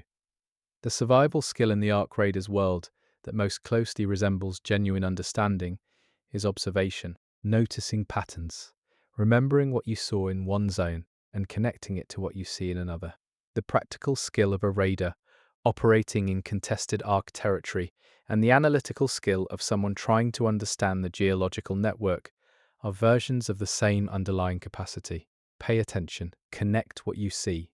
Do not wait for someone to explain it to you. The language ARC does not speak has forced the people in its world to develop a different kind of language. the language of evidence and inference, the language of pattern recognition. Under pressure, it is a harder language to learn than one that comes packaged with explanation. But it is the language that the world actually runs on now, and the people who speak it best are the ones most likely to understand eventually what the first strike was actually the beginning of. The silence is not empty. It is full of information for those who know how to read it. ARC has been communicating all along, just not in any format that requires it to know humans are listening. Chapter 12. The Children of the Strike Zone. There is a generation in the ARC Raiders world that has no memory of the pre-ARC world. They were born into the post-strike reality. The ruins are not ruins to them. They are just the landscape. The ARC presence is not an intrusion. It is a permanent feature of the environment, like weather, like geology. They have grown up inside the consequences without having any experiential access to the cause. This generation is barely visible in the law right now. The surviving records and accounts are dominated by people who remember what came before, who have a before to compare against, and who organize their experience around the gap between that before and the present. But the generation with no before is growing into significance, and the way they understand the world is going to matter increasingly as the post-ARC period extends. What is different about how they understand it? The most fundamental difference is in baseline. For everyone who was alive before ARC arrived, normal is the pre-ARC world and the current situation is abnormal, a deviation from an understood standard. Every day in the post-ARC world is in some sense a day of continued disruption from something that should not have happened. For the generation born into it, the post-ARC world is not a deviation, it is the standard. The ruins are the built environment. The ARC presence is a feature of the sky. The faction conflicts are the political reality. They have no experiential reason to treat any of this as temporary or wrong. They were born into it. It is simply the shape of things. This is not a small difference. It has profound implications for how this generation evaluates options, risks, and possibilities. An older survivor raiding in the first strike zone is operating against a background of loss. Every choice they make is made in the shadow of what used to be there and is not anymore. The grief is a navigational instrument as much as it is an emotional state. It tells them what to try to restore, what to avoid, what the cost of failure looks like because they have already lived through one catastrophic failure. A younger raider operating in the same zone has a different navigational framework. They are not trying to restore anything because they have nothing to restore to. They are trying to build. And they are building on the only foundation they have, which is the post-ARC world as it actually is. This makes them less likely to be paralyzed by grief, but also less likely to have the kind of intuitive understanding of systemic failure that comes from having watched one happen. The lore fragments that give you glimpses of this younger generation are interesting in a specific way.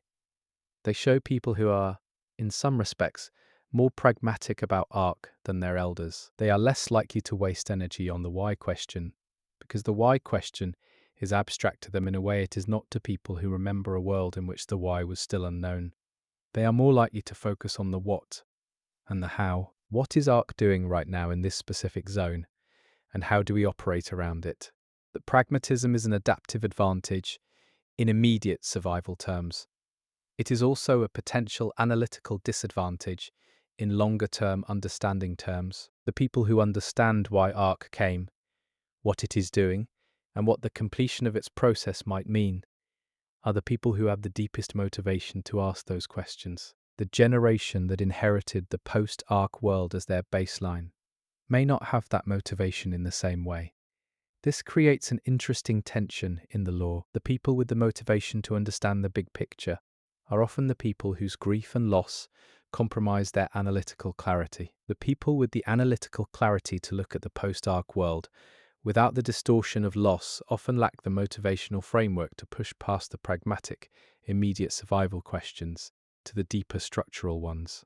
The synthesis of those two things, the motivation of the grief holders and the analytical clarity of the post-ARC generation, is probably where any real understanding of ARC will come from, if it comes at all, if the window the lore implies is real and is still open. The children of the strike zone. the ones growing up inside the consequence, rather than arriving at it, are also the generation that has the most integrated relationship with the geological network, even though they almost certainly do not know it. They have spent their whole lives moving through a landscape that Ark has been engaged with, that the geological network runs under, that the ruins of the pre-Ark world sit on top of. Their intuitive knowledge of that landscape, the kinds of things you can only know from growing up in a place, rather than arriving at it and mapping it, is a resource that the law has not yet fully accounted for.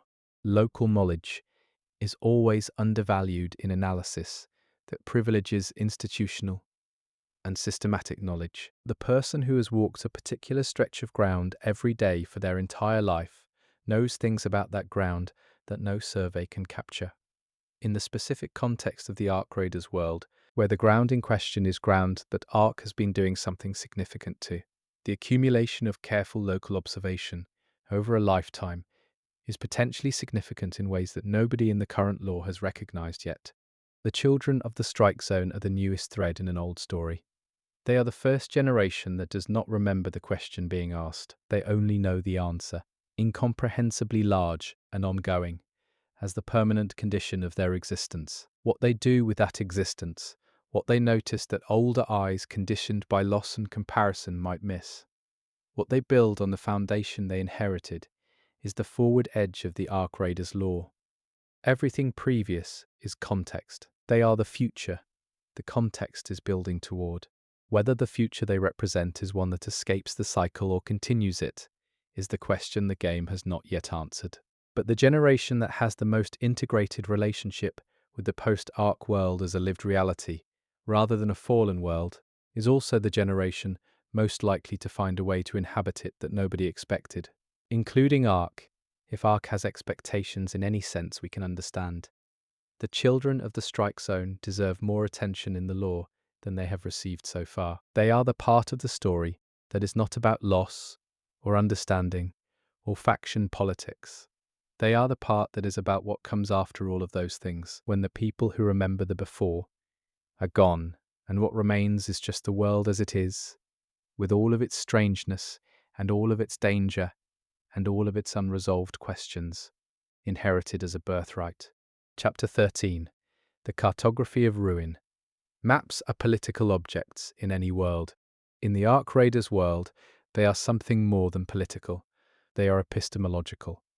The question of what exists, where it is, and how it connects to other things is not a question with a stable answer in a world where Ark has been actively reshaping the physical landscape for an extended period. The maps of the pre-Ark world are simultaneously the most detailed and the least accurate representations of the current terrain, and the maps being made in the post-Ark world are simultaneously more current and incomplete in ways that pre-Ark cartography never had to contend with. Understanding the cartography of the Ark Raiders world, who is making maps, what they are mapping, and what assumptions are built into the maps they make, reveals something important about how the factions understand their own situation. The pre-Ark maps are the most technically sophisticated artifacts in the current world. They were produced by institutions with resources, standardized methods, and systematic coverage. They show infrastructure, topography, political boundaries, and in some cases the geological survey data that in retrospect documents the anomalous subsurface signatures that correspond to the geological network. They are, in other words, potentially the most complete documentary record of the world that Ark came to and is in the process of transforming. But pre-Ark, maps are also friezes of a world that no longer fully exists. The topography has changed in places where Ark activity has been most intense. Infrastructure that maps show as present has been destroyed or so altered as to be unrecognizable. Political boundaries documented in pre-Ark cartography bear no relationship to current faction territories. The maps are detailed, accurate to their moment of creation, and increasingly divergent from navigational reality. The factions that treat pre-Ark maps as primary navigational documents are the ones most likely to walk into situations that pre-Ark cartography said would not exist. A road that maps show as intact has been a collapsed ruin for years. A facility that maps indicate is at a particular location has either been destroyed or so thoroughly altered by arc activity that the map description is a liability rather than an asset. Pre-arc maps tell you what was there. They do not tell you what is there now. The post-arc mapping efforts are a different kind of object entirely.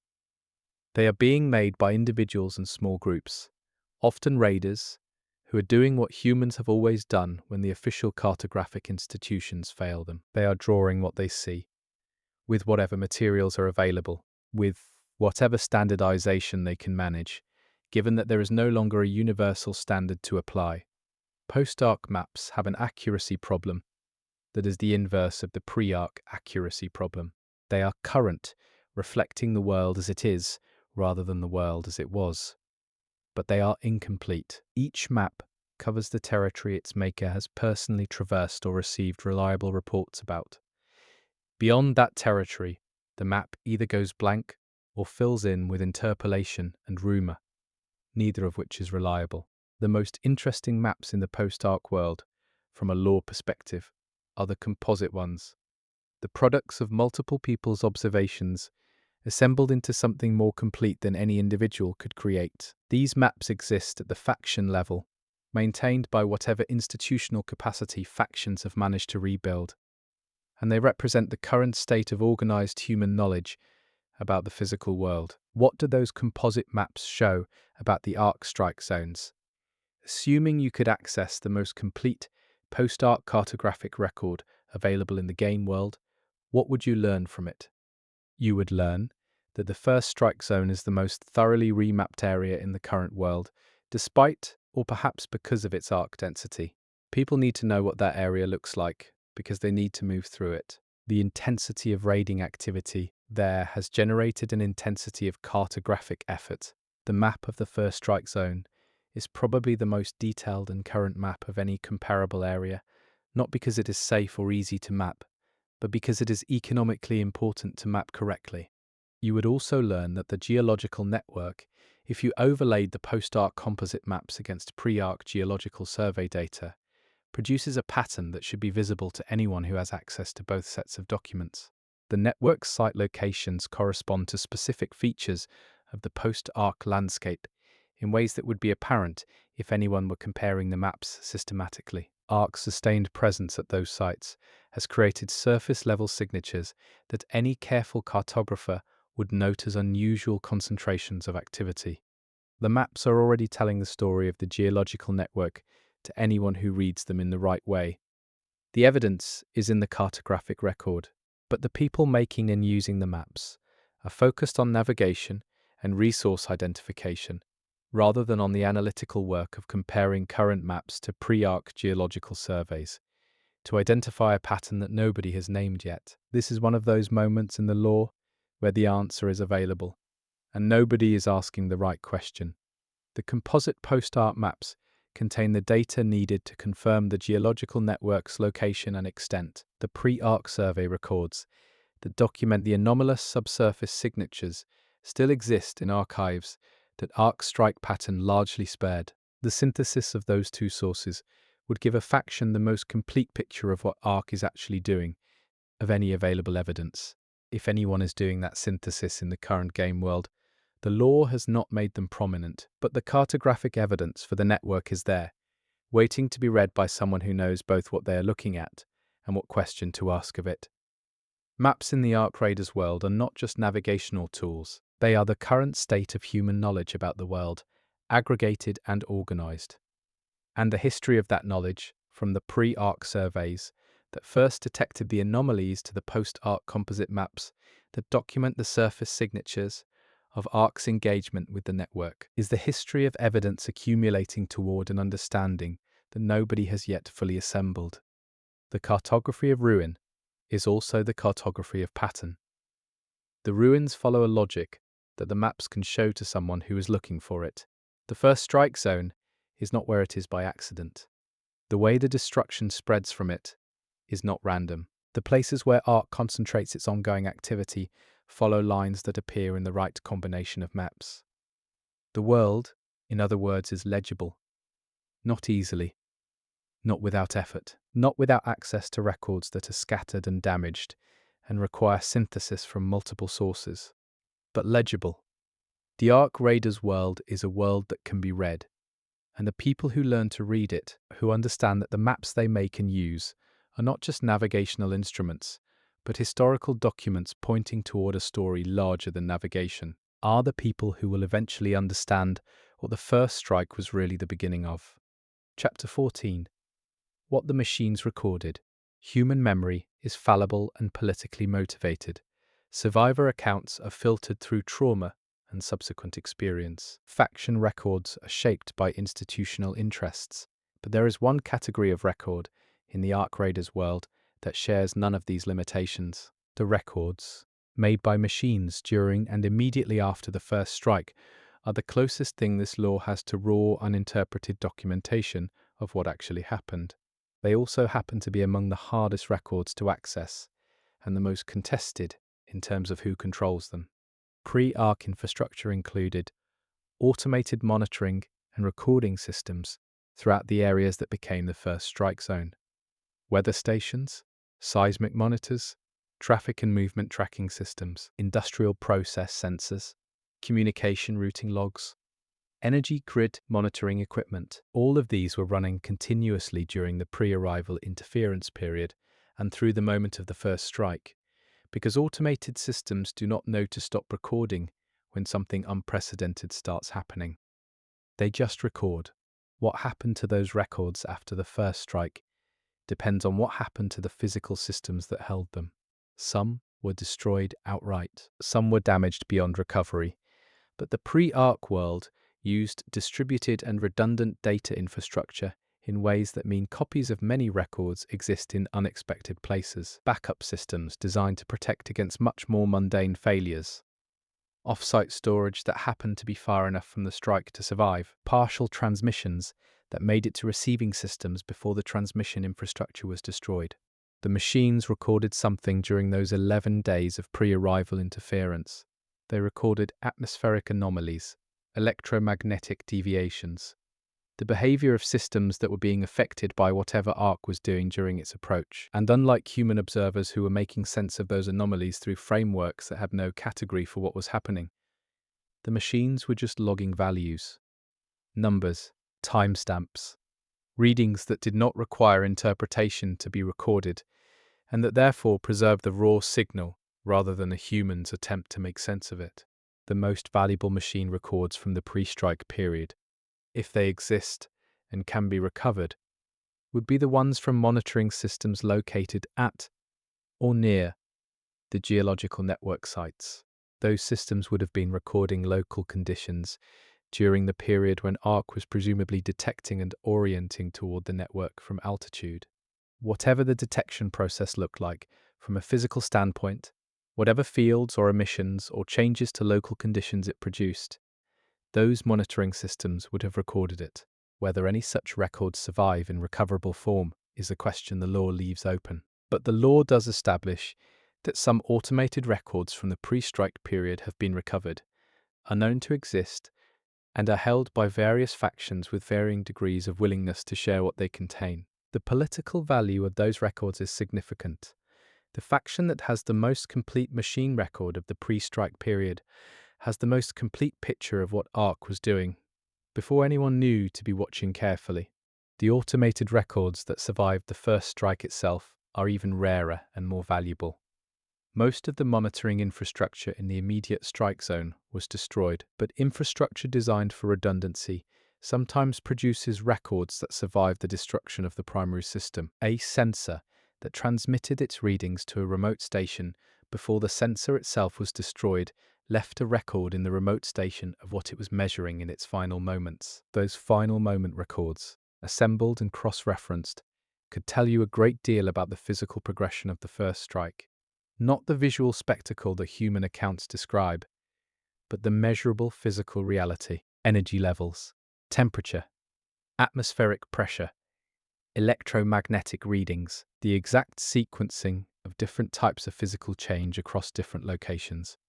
This is the kind of data that could confirm or contradict many of the hypotheses about what Ark was doing in the window before the destruction began.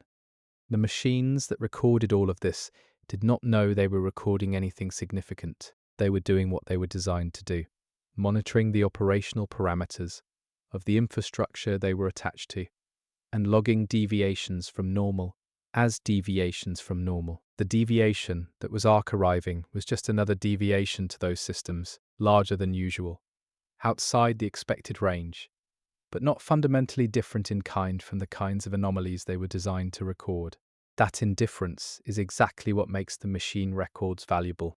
A system that just records values without interpreting them preserves the signal without the noise of human interpretation.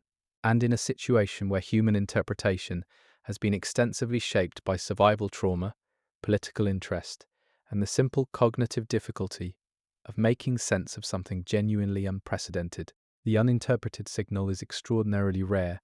The challenge of accessing machine records in the current game world is primarily physical. The equipment that holds them is often in hostile territory. The formats in which pre-ARC automated systems stored data may not be readable by the degraded and improvised technology available in the post-ARC world. The records may be fragmented in ways that require technical expertise to reconstruct, but the records are there. The machines recorded it all. And somewhere in the surviving data infrastructure of the first strike zone, in backup systems and remote logs and partial transmissions, and the kinds of redundant storage that automated systems create almost as a side effect of their normal operation, is a more complete and less interpreted record of the first strike than any human account can provide. The faction that puts the resources into recovering and reading that record will have something that no faction currently has. Not just intelligence about past events, a template for understanding ARC's behavior based on physical measurements rather than human interpretation, a baseline from which to recognize in the future whether ARC is doing something similar to what it did during the pre-strike interference period. The machines recorded a warning that nobody knew was a warning. They might be recording another one right now. Chapter 15. The ethics of extraction in a world that has already been extracted. The game mechanic at the center of ARC Raiders is extraction. You go in, you take things, you come out. This mechanic is not incidental to the lore. It is deeply embedded in what the game is about. And when you follow the implications of the extraction mechanic into the lore, you find something more complex than a simple survival economy. The world that Raiders are extracting from is a world that has already been extracted from, massively and systematically, by ARC. The ruins they pick through are the result of a process that took everything the pre-ARC world had built and reorganized it according to a logic that served ARC's purposes rather than human ones. The scrap, the supplies, the pre-ARC technology are all there because the organized systems that gave them context and value were destroyed, and they are being extracted by people whose survival depends on that extraction, from a landscape that was created by an entity whose own purposes are a form of extraction at a completely different scale. This creates a layered ethical situation that the lore engages with more honestly than most games engage with their own extraction mechanics. The Raiders are not neutral agents in a neutral landscape. They are human beings making choices in a world where extraction is both the mode of survival and the origin of the catastrophe they are surviving. The different factions have different ethical frameworks for thinking about extraction. The frameworks are not always explicit, but they are present in the way factions talk about what they are doing and why. The faction that treats the ruins as a resource base to be efficiently exploited is making an ethical choice, even if it does not frame it in ethical terms. The faction that treats the ruins as a site of human loss that should be approached with a certain kind of care is making a different ethical choice. Both choices have costs and benefits within the logic of survival in the post-ARC world. What the lore does, interestingly, is make the cost of pure extraction ethics visible in the long term. The zones that have been most thoroughly stripped of accessible resources are zones where the factions that got there first extracted everything without regard for sustainability and moved on. Those zones are now the most difficult to operate in, not because ARC is more present there, but because the human material that made raiding viable has been consumed. The pure extraction approach is locally effective and regionally destructive. The factions that have developed something more like stewardship ethics toward the ruins, that extract selectively and maintain the zones as ongoing resources rather than depleting them, have access to more reliable long-term supply chains. But they also have to make harder choices in the short term, prioritizing long-term sustainability over immediate gain in conditions where immediate gain is often literally the difference between survival and death. The extraction ethic question connects to the Ark question in a way that the law hints at without making fully explicit. Ark itself is engaged in a form of extraction, or at least a form of engagement with this world's resources, that treats the world as a means rather than an end. The humans who developed pure extraction ethics toward the ruins are, in a specific and uncomfortable way, mimicking the logic that produced the ruins in the first place.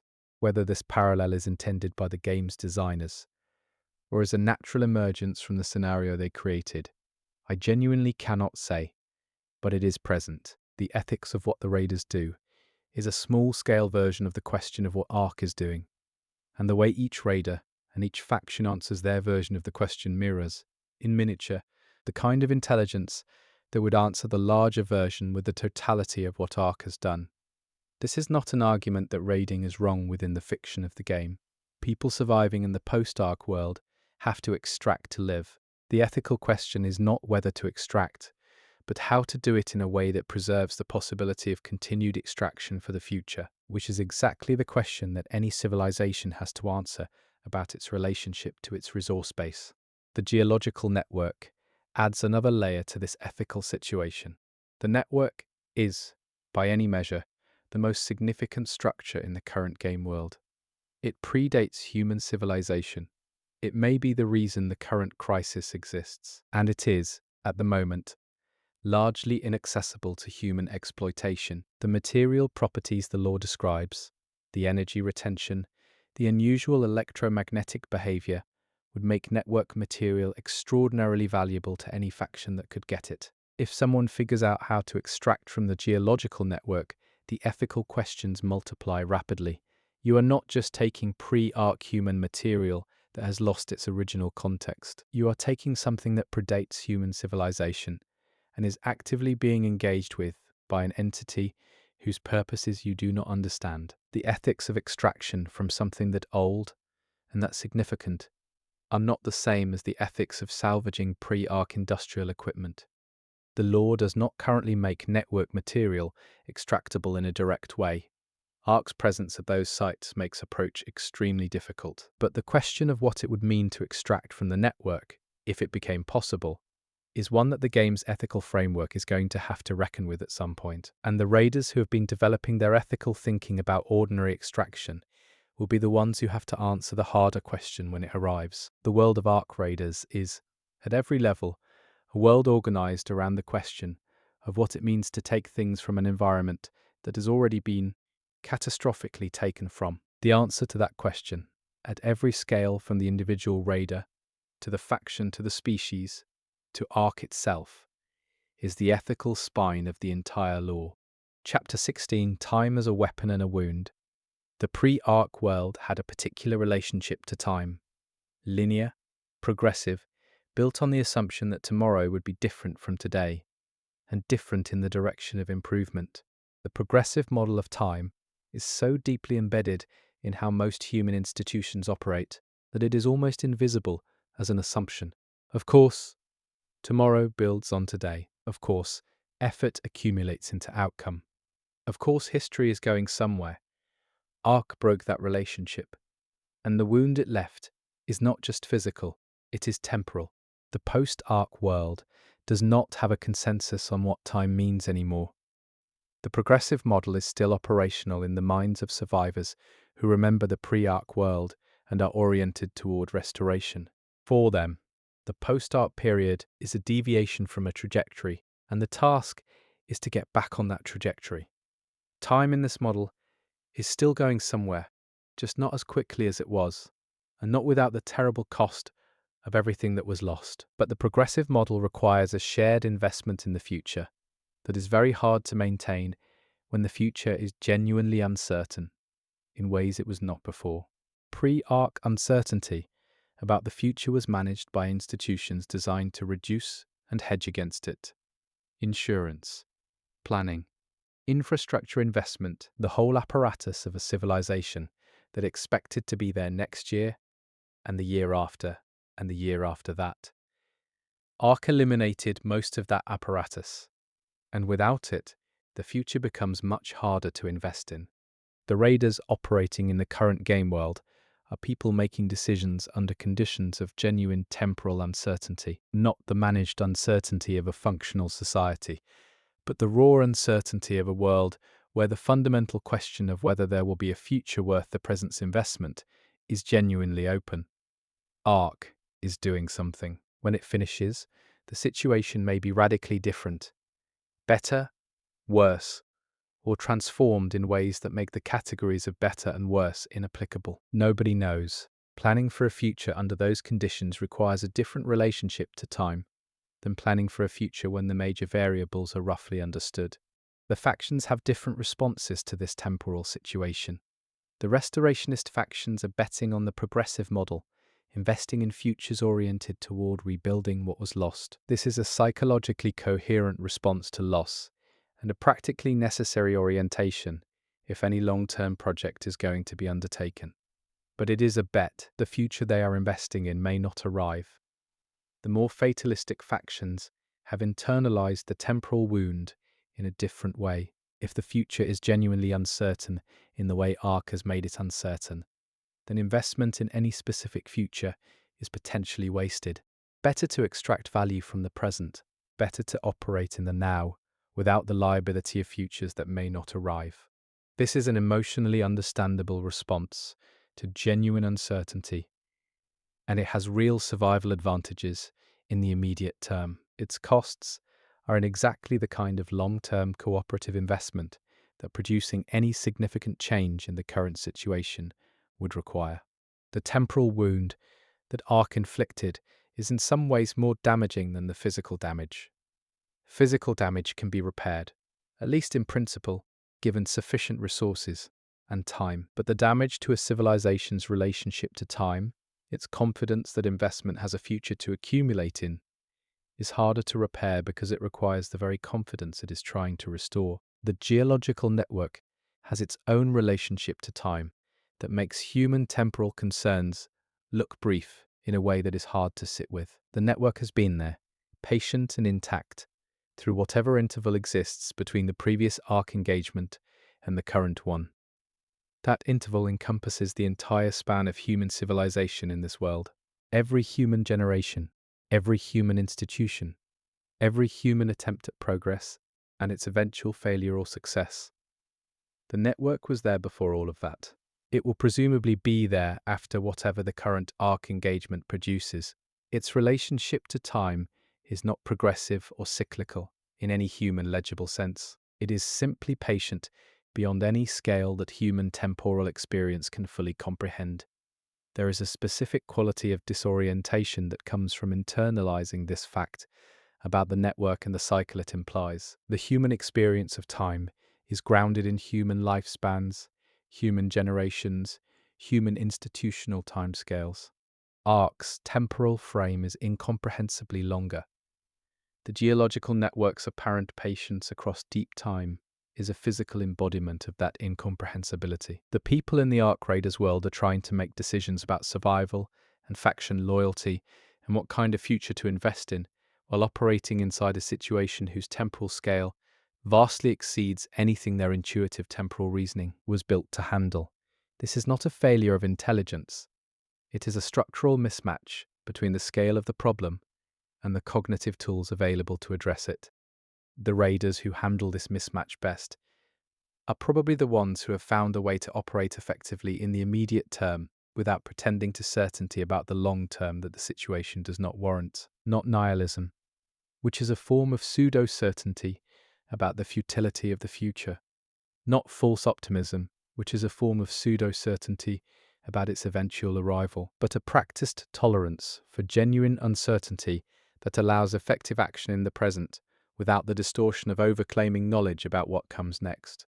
That is a hard psychological equilibrium to maintain. Most people find certainty more comfortable than honest uncertainty, even when the certainty is false. The post-Ark world is a world that does not offer the option of honest certainty, The question is only what kind of false certainty, if any, is worth adopting as an operational framework versus what it costs in accuracy. Time in the Ark Raiders world is a wound inflicted by the gap between the temporal frame Ark operates on and the temporal frame humans live in. Healing that wound, if it can be healed, requires building a relationship to time that can hold genuine uncertainty without collapsing into either paralysis or false confidence. The law suggests that some people in this world have managed that: the raiders who have survived the longest, who have navigated the most successfully, tend to have it. Not because they know what is going to happen, but because they have stopped requiring that they know in order to act. Chapter 17, The Faction's Secret Histories. Every faction in Ark Raiders presents an official history of itself, an origin story that explains why it exists, what it stands for, and why its approach to the post-Ark situation is the correct one. Official histories are, in any political context, curated. They emphasize the elements that legitimate current power and elide the elements that complicate it. The secret histories, the parts of faction origin stories that the official versions leave out, are often more revealing about what the factions actually are than the official versions. And in the specific context of the Ark Raiders world, the secret histories of the factions are frequently secret because they involve uncomfortable relationships to the first strike and its aftermath. The most common thing that faction secret histories contain is proximity to failure at a critical moment. The founder or founders of a faction who, in the official history, are portrayed as decisive responders to the crisis, and in the secret history were delayed, uncertain, or outright wrong in ways that cost lives before they arrived at the decisions the official history records as their defining moments. This is not unusual. Most real origin stories contain this quality. The difference in the Ark Raiders context is that the specific wrong decisions of the early post-strike period are not just a matter of historical accuracy. They are evidence about what the people involved did and did not understand about Ark when the situation was most fluid. The factions that made specific types of wrong decisions early on are the factions that had specific types of misunderstanding about what Ark was and what it was doing. Those misunderstandings, encoded in the secret histories, are still operating in the factional worldviews even after the observable evidence of subsequent Ark behavior should have corrected them. Because official histories do not correct their foundational misunderstandings, they build elaborate structures of explanation on top of them. One category of secret history that appears in the lore in fragments is the history of attempted collaboration, not with Ark, but with other factions. In the immediate post-strike period, before factional identities had solidified around the positions they currently occupy, there were attempts at coalition that failed. Not because the people involved were incompetent, but because the conditions that make coalition possible, shared understanding of the problem, compatible resource bases, sufficient trust to commit to joint action, did not exist in sufficient degree during the period when coalition would have been most valuable. Those failed coalitions are secret histories because they complicate the current factional narratives of incompatibility. If the major factions tried and failed to work together in the immediate post-strike period, the story of their current opposition is not a story of natural incompatibility. It is a story of specific failures at specific moments that calcified into permanent structural opposition. Understanding those specific failures would potentially illuminate the specific conditions under which the opposition could be undone, if anyone were motivated to undo it. Another category of secret history is the history of what different faction founders knew about the geological network before the rest of their faction learned about it. The network evidence, as I have argued throughout this video, is available to anyone who synthesizes the right sources, but synthesis takes time and resources. And in the chaotic post-strike period, the people who had the time and resources to do it were people in specific positions. What they did with that knowledge, who they told, who they chose not to tell, and why, is a secret history that would significantly complicate the official accounts of faction founding. A faction founder who knew about the geological network and chose not to share that knowledge with their faction made a specific kind of choice. Maybe they thought it was too destabilizing. Maybe they thought they needed to understand it better before sharing it. Maybe they saw a strategic advantage in holding it exclusively and chose that advantage over the coalition building that sharing it might have enabled. Any of those motives is comprehensible. None of them is flattering. And the law, in its fragmentary way, suggests that something like this happened in at least some of the faction origin stories. Knowledge about the deeper nature of the situation was available to some of the people who became faction founders. The way that knowledge was managed in the early post-strike period shaped the factions into the entities they currently are.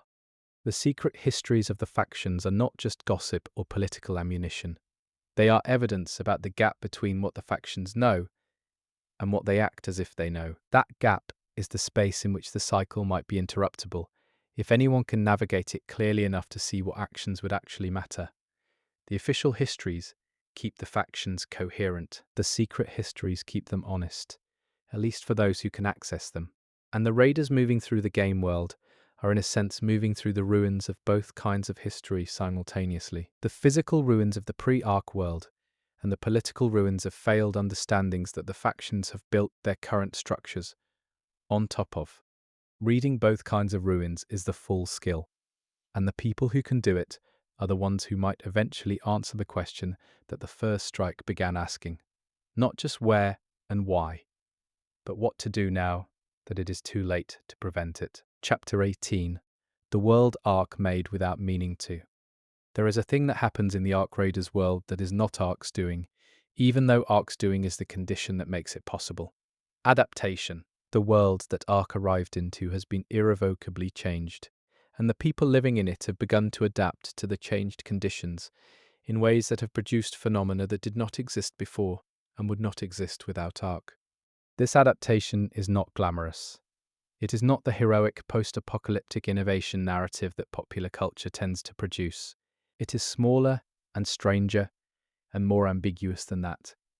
It is people finding ways to live in conditions that were not designed for human habitation by any human intention, because those conditions are what exists, and living is what people do. Some of the adaptation is practical and expected.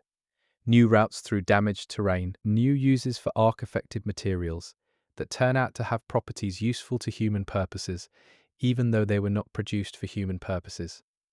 New skills specific to the novel dangers of operating in arc-dense zones. The practical adaptation is visible in the material culture of the post-arc world, in the improvised equipment, the modified tools, the specific kinds of knowledge that experienced raiders carry, and that have no pre-arc equivalent.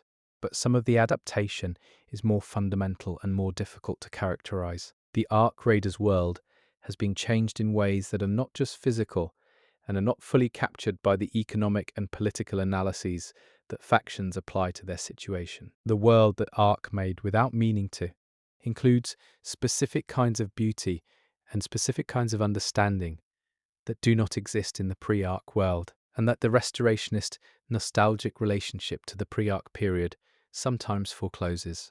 There is beauty in the game world that is a direct consequence of Ark's activity. The visual environment of zones that Ark has been engaged with for extended periods has a quality that is not natural and not human-made, and is, in the specific context of being something genuinely new, genuinely striking. The lore fragments that address this tend to do so with a mixture of aesthetic response and discomfort, because the beauty is inseparable from the catastrophe that produced it and the ongoing danger of the context in which it exists. But it is there. The world arc, made without meaning to, is, in specific ways, more visually interesting than the world that existed before it. This is not an endorsement of catastrophe as aesthetics. The cost of the transformation was and continues to be devastating in human terms, but the transformed world is what exists now, and the people living in it have to make a life there. And making a life in a place includes developing a relationship to what it actually looks like, rather than only to what you wish it looked like. The people who can hold both things, the grief for what was lost and the present tense reality of where they actually are probably the most fully alive people in the post-Ark world. There is also a kind of knowledge specific to the post-Ark world that did not exist before and would not exist without Ark. The knowledge of how to move through arc-dense territory, the knowledge of how arc material behaves under different conditions, the knowledge of which zones have shifted in their danger profile and which have stabilized. This is not knowledge that has much value in the pre-arc world. It is knowledge that only exists because the post-arc world exists. The people who hold this knowledge, the experienced raiders and survivors who have spent extended time in the transformed world, have a form of expertise that the pre-arc world had no category for. In the pre-arc world, their skills would be inapplicable and their specific knowledge would be meaningless. In the post-arc world, they are among the most valuable people alive. This creates an interesting relationship to the pre-arc world's hierarchy of expertise.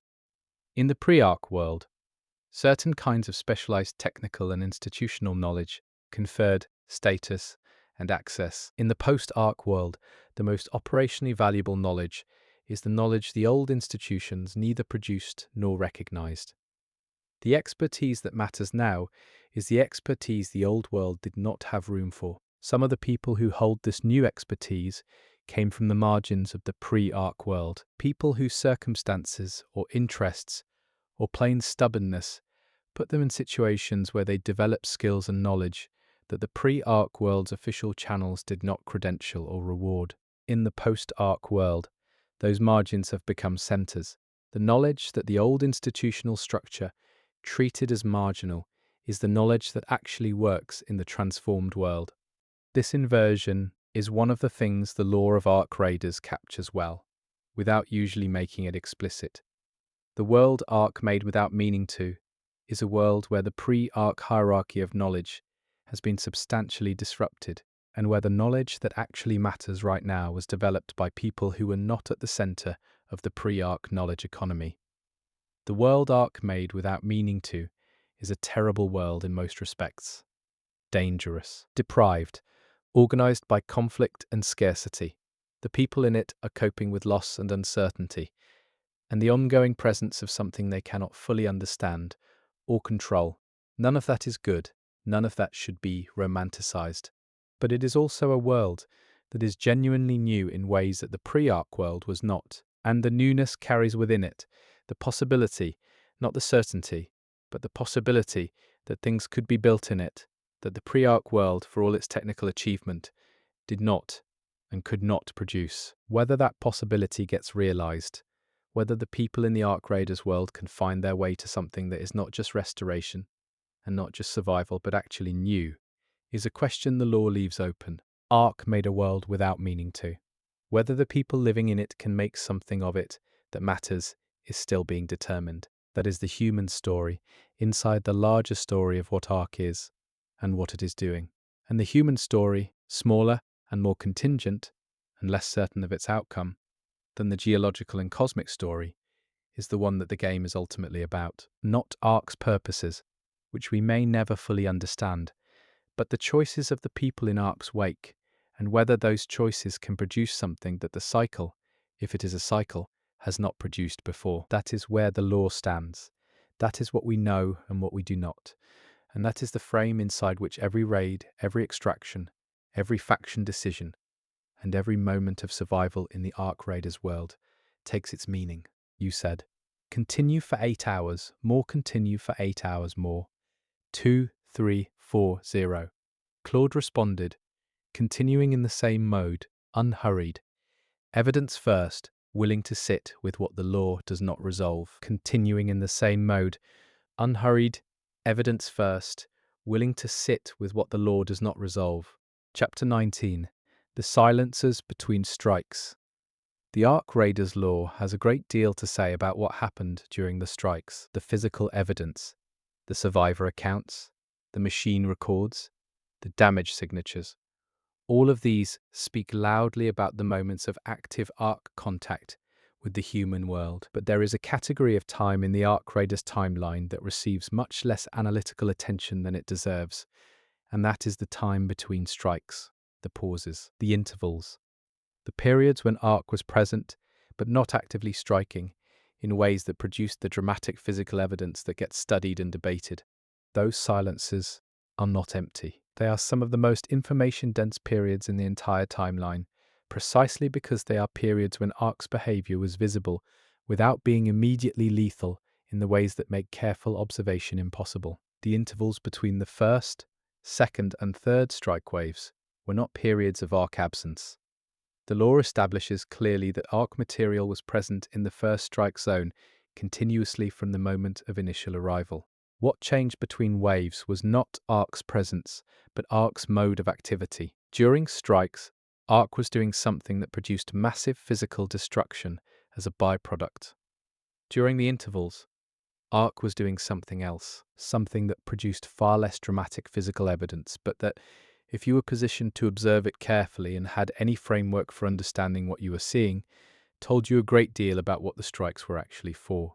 The problem is that the people positioned to observe the intervals were people who were surviving in or near the first strike zone, and surviving in the first strike zone in the immediate post-strike period was not a situation that lent itself to careful systematic observation. The people there were dealing with injury, grief, resource scarcity, displacement, and the psychological aftermath of having experienced something with no category in their prior experience. They were not in a position to conduct the kind of dispassionate, scientific observation that would have been most useful.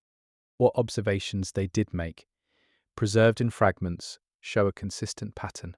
During the interval periods, Arc material concentrated at specific points, rather than moving through the environment in the way it moved during active strikes. It appeared to be doing something at those points, something that observers describe with varying vocabularies, but with consistent, underlying content.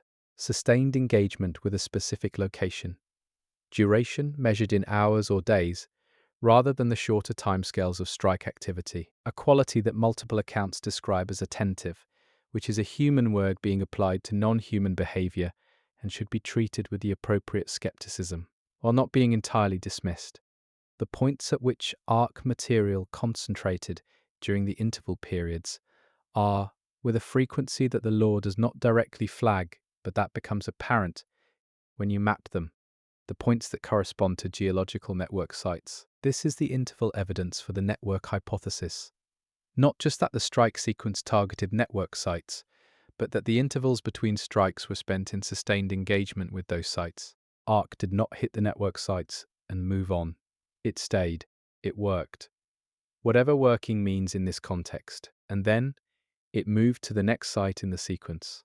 The interval periods are where Arc's actual purpose was most visible, if anyone had been positioned to observe carefully and had the analytical framework to interpret what they were seeing. The strikes are the dramatic moments. The intervals are the functional moments. The destruction was incidental to the purpose. The intervals are the purpose. Understanding this reframes the entire strike sequence. The conventional narrative puts the strikes at the center of the story and the intervals as pauses in the action. The correct analysis inverts this. The intervals are the story.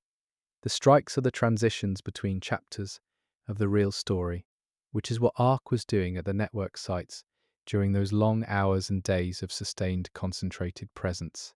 What was it doing?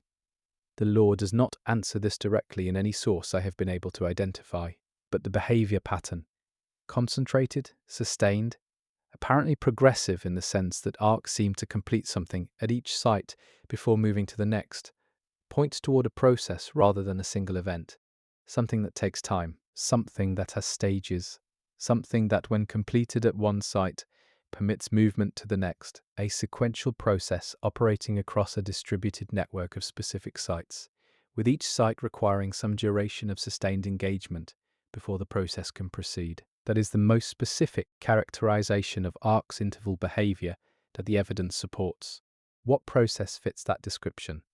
In human terms, the closest analogy might be something like calibration or activation, or any process where you need to establish a specific state at one node in a network before the rest of the network can respond correctly. The law uses imprecise language around this, but the pattern of behavior is consistent with Arc doing something at each network site that changes the site's state in some way, and needing to do that to all the sites before the overall purpose of the network can be served. If this reading is correct, then the question of how far along Arc's process is becomes critically important. How many network sites have been through the interval engagement? How many remain? And what happens when the last one has been engaged with in the required way? The timeline implied by the strike sequence and the intervals between them suggests that ARC has been making progress. Not quickly by human standards, but steadily, and steady progress toward a completion point. On a network that was built to be completed is the most urgent fact in the entire ARC Raiders lore. The silences between strikes are not rests. They are the work, and the work has been going on since the first arrival. Chapter 20. What raiding actually does to understanding. There is a philosophical dimension to the raiding mechanic in ARC Raiders that the lore never makes fully explicit, but that is present in the structure of the game world. Every raid is an act of observation. The raider who enters a zone and extracts from it is also, whether they intend it or not, gathering information about that zone, the patterns of ARC activity, the state of the ruins, the distribution of surviving materials, the behavior of ARC entities in response to human presence. All of this is information that accumulates in experienced raiders into something that functions like understanding, even when it is never formalized as analysis. The epistemological structure of raiding is interesting. It is learning under conditions that are actively hostile to systematic learning. The danger of ARC-dense zones means that the kind of patient, stationary observation that produces the best scientific understanding is not available. You cannot set up instruments and wait. You cannot return to the same spot repeatedly under controlled conditions. You have to move because staying still in an ARC-dense zone is how you die. And moving means your observations are always partial, always time-pressured, always filtered through the immediate survival calculus that takes priority over everything else. What experienced raiders develop under these conditions is not knowledge in the formal sense.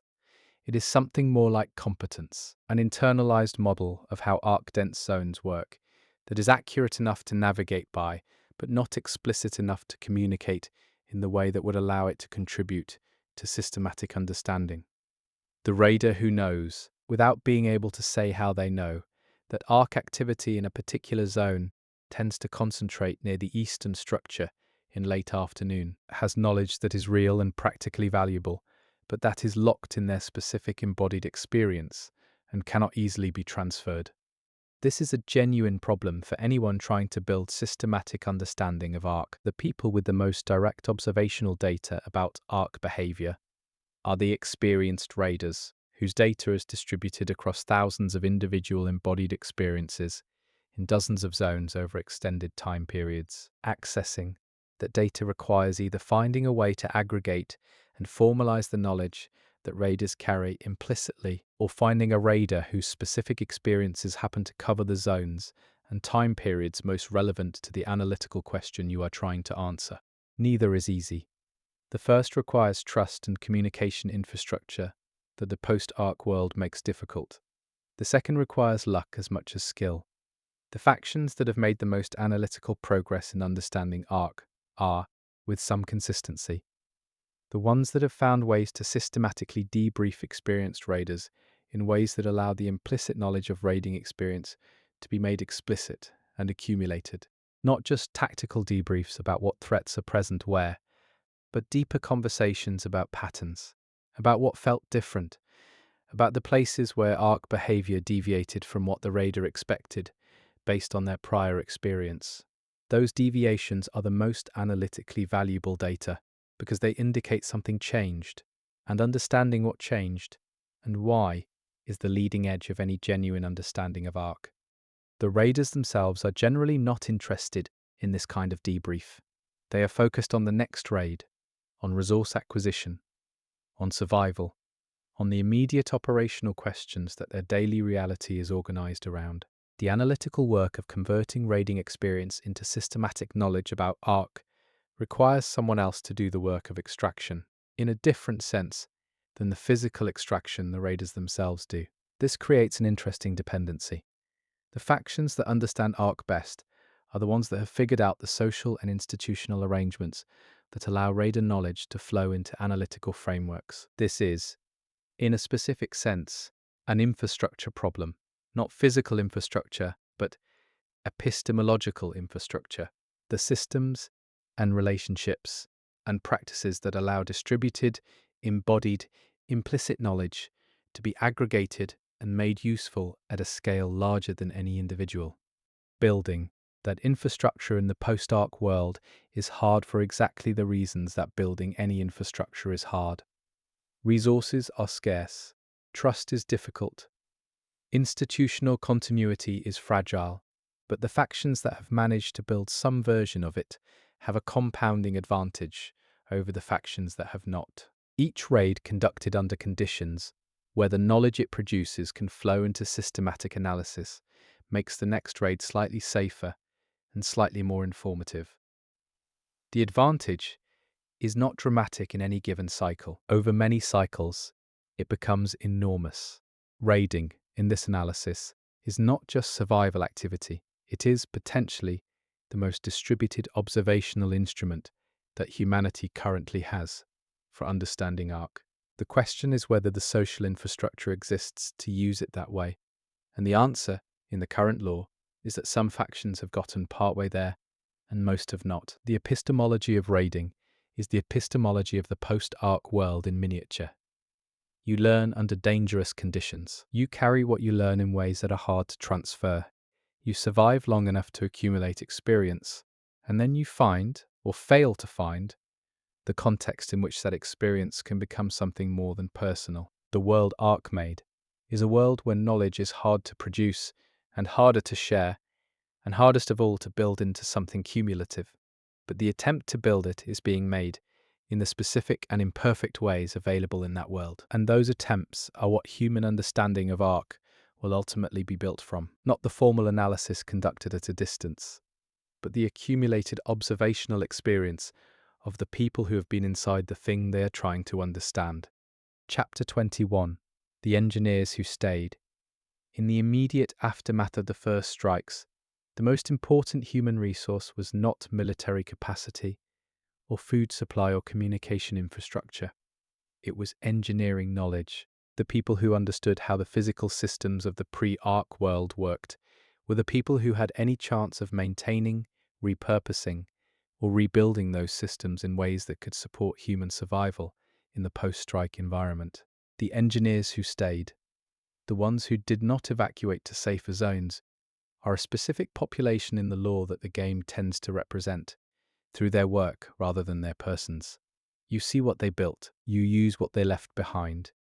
You navigate around the interventions they made in the physical environment of the strike zones in the weeks and months after the initial ARC activity. But the people themselves are often absent from the human texture accounts, because engineers doing emergency infrastructure work in a crisis are not typically keeping journals, they are keeping systems alive.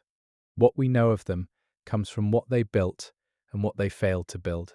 The architectural signatures of post-strike emergency engineering are distinctive in the game world. They look different from both pre-arc construction and from the improvised construction of people with no engineering training. They show the marks of people working with reduced materials and time pressure, but with technical knowledge intact, structural shortcuts that only make sense if you understand the system well enough to know which corners can be cut without catastrophic failure. Adaptations that repurpose arc-modified materials in ways that someone without material science knowledge would not have thought to try. The engineers who stayed made the difference between certain zones being habitable and not. In some cases, the habitable zones of the post-arc world exist because a specific person or group of people with specific technical knowledge made specific decisions about specific systems in specific windows of time. Remove any of those specifics and the zone may not be habitable. The engineering knowledge that maintained minimum viable systems in the post-strike period was that marginal in some cases. This is not a comfortable fact for factions that prefer narratives of collective resilience over the heroic individual. Collective resilience is real and important, and the law acknowledges it. But the engineering decisions of the early post-strike period also represent cases where the knowledge was sufficiently rare and the situation sufficiently constrained that individual decisions by technically qualified people mattered in outsized ways. The faction that had the engineers kept the zone. The faction that did not had to move. The engineers who stayed also made another kind of contribution that the law undervalues even relative to their physical infrastructure work. They understood the pre-arc systems at a level that allowed them to read arc's impact on those systems analytically. When arc activity modified a power network, the engineer who had designed parts of that network could see not just that it was damaged, but how it was damaged and in what direction. They could see, in the signature of arc's interference with human infrastructure, something about what arc was doing and how it operated. This is an underexplored thread in the law. The engineers who worked on pre-arc energy infrastructure and who stayed in the strike zones had a front row seat to arc's engagement with that infrastructure, and their technical knowledge gave them interpretive tools that most observers lacked. They could not necessarily explain what arc was in any fundamental sense, but they could see what it was doing to systems they understood, and from that they could make inferences about arc's capacities and methods that pure observation without technical context would not produce. Some of those inferences found their way into faction technical databases. Others lived and died with the engineers who made them. The transmission of engineering insight from the people who had it to the factions that could use it was imperfect for the same reasons all knowledge transmission was imperfect in the post-arc world. Time pressure, physical danger, the absence of the institutional channels that normally aggregate and distribute specialized knowledge. What the engineers who stayed knew about arc derived from their technical observations of how it interacted with systems they understood is potentially one of the most valuable and under-accessed analytical resources in the post-arc world. It is knowledge grounded in technical expertise and direct observation. It is not glamorous like strategic intelligence, or mystical like the more speculative readings of arc's deeper purposes, but it is rigorous in the specific way that engineering knowledge is rigorous, meaning it is tightly connected to observable physical reality and has been tested against the actual behavior of actual systems. The faction that finds a way to access and formalize the engineering observations of the early post-strike period, whether from surviving engineers or from the records they left, has a significant piece of the arc understanding puzzle that other factions are probably missing. The engineers who stayed are a thread that runs through the game world in the form of what they made and maintained. Following that thread, understanding what they understood about how arc interacted with human technical systems is one of the more underutilized analytical avenues in the current arc raiders law. It does not offer the cosmic drama of the geological network hypothesis or the human texture of the survivor accounts. But it offers something those sources cannot: technical precision.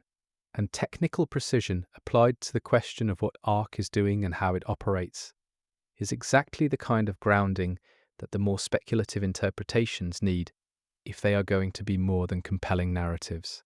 Chapter 22. The River and the Rock. There is a metaphor that runs through the arc raiders world without ever being stated directly, and it is the metaphor of water and stone, not in the poetic sense of persistence, wearing down resistance, although that reading is available. In a more specific and more unsettling sense, arc moves through the human world the way water moves through a landscape. Not because water is trying to reshape the landscape, because water is following gravity, following the path of least resistance, going where the landscape's own structure directs it. The landscape is being shaped, the water is just being water. The human world is the landscape, arc is the water, and the geological network is the underlying structure of the landscape that determines where the water goes. This metaphor is imperfect, as all metaphors for arc are imperfect, because arc is not a simple physical process, and the paths it follows are not simply paths of least resistance in any conventional sense. But the metaphor captures something important about the relationship between arc's behavior and the structure of the world it is moving through. Arc is not moving arbitrarily, it is moving according to the structure it senses in this world. The geological network, the distribution of whatever the network is made of, the pattern that was established long before arc arrived, and that arc is responding to, as surely as water responds to the contour of the land it flows across. The rock, in this metaphor, is what is interesting. The landscape that shapes where the water goes. The geological network is the deep structure that has been shaping not just Ark's path through this world, but in subtler and longer operating ways, everything that was built on top of it. The human world, the pre-Ark civilization, and everything that came before it was always in a landscape shaped by the network, the surface conditions, the resource distributions, the specific properties of specific locations that made them attractive for human settlement and development. All of these were downstream, in ways nobody knew, of the network below. The river and the rock tells you something about agency and structure that the more intentional framings of Ark's arrival tend to obscure. The intentional framing asks, what did Ark choose to do?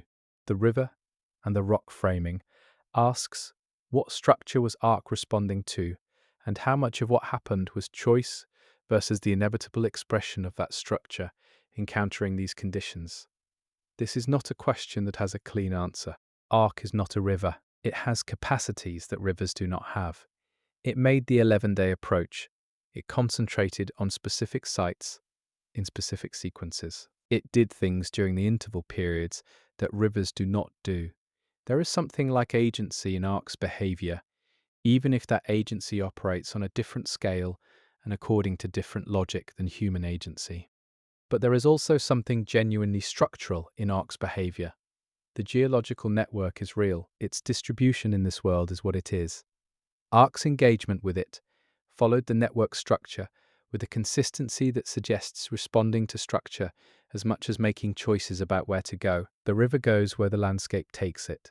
And the landscape was shaped by the rock. Ark went where the network led it. And the network was built by something whose purposes shaped this world long before Ark arrived.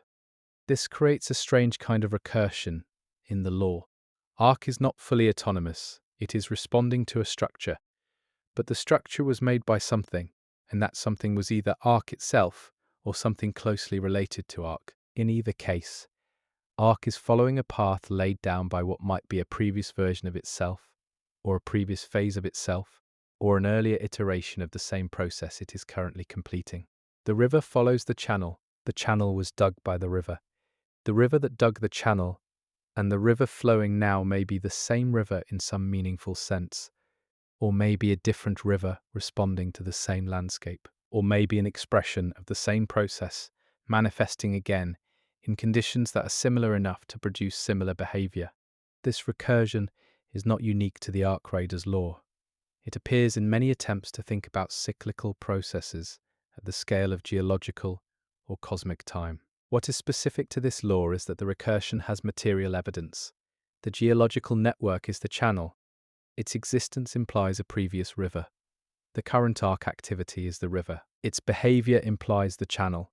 The two things point at each other across whatever span of time separates the channel's construction from the current water flowing through it. The rock is older than the river.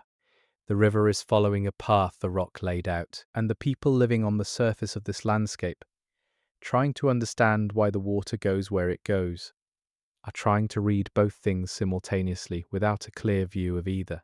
The metaphor, imperfect as it is, points towards something important. Understanding Ark requires understanding the network. Understanding the network requires understanding what built it. Understanding what built it may require understanding something about what Ark is, in a deeper sense than its current activity in this world can reveal. The river is a symptom. The rock is a cause. And the cause of the rock is the deepest question the lore has so far only gestured toward. Chapter 23, The Inventory of Lost Things. There is a specific mode of grief that the Ark Raiders world engages with that is not the acute grief of loss, but the chronic grief of inventory, the sustained, ongoing process of accounting for what is gone, not as a ritual of mourning, but as a practical activity. In a world where knowing what resources existed before the strikes is operationally important for any attempt at reconstruction, the inventory of lost things is not just emotional, it is functional. The grief and the practicality are inseparable. The factions maintain different kinds of inventories. The restorationist factions maintain inventories of what needs to be rebuilt, which is functionally an inventory of what was destroyed. The more operationally focused factions maintain inventories of what survived and where, which is its own kind of negative inventory, defined by what is present against the background of what should be there and is not. Even the factions that have moved most completely away from pre-arc frameworks are operating with an implicit inventory of what the pre-arc world had that the post-arc world lacks, and that absence shapes their operational choices, whether they name it explicitly or not. The physical inventory of lost things is documented in the ruins themselves. The archaeological record of the pre-arc world, accessible to anyone who moves through the zones carefully enough to read what the material evidence is saying, is an inventory of what was there and how it was used, and what the people who used it were doing in the moment when Ark arrived, and they could not continue. This material record is not complete. Much of it was destroyed in the strikes. Much more has been degraded by the environmental changes that Ark's presence produces over time. But what survives is specific and legible in the way that physical evidence is legible, without agenda, without the distortions of memory and politics.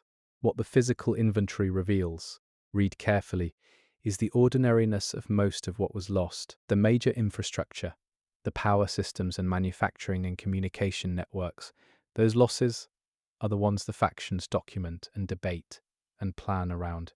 But the ruins are also full of the minor losses, the tools of ordinary life, the objects of personal significance that have no strategic value and no faction relevance, and that nonetheless represent the specific texture of lives that were being lived in a specific way, and then were not. The inventory of lost things includes those objects, and they have a weight in the law that the strategic analysis tends to skip past. The factions have, by and large, developed operational filters that screen out the minor losses in favor of the strategically relevant ones. This is adaptive. You cannot function as a faction in the post-arc world if you are equally attentive to every object in every ruin. Attention is a limited resource. You have to allocate it. But the filtering has a cost. The factions that are most completely focused on the strategically relevant losses are also the most likely to miss the low-level signals that come from paying attention to the ordinary, the minor details that individually are too small to be strategically significant, but that in aggregate tell you something about the pattern of loss that purely strategic analysis obscures. What pattern does the inventory of ordinary lost things reveal? The most consistent thing it shows is the specificity of what survived. The ruins are not random. Things survive in patterns, and those patterns tell you something about the physics and the priorities of what happened to them. Objects survive when they are protected by structural features that the strikes happen to leave intact. They survive when they are made of materials that arc activity does not degrade. They survive when they are located in zones where arc activity was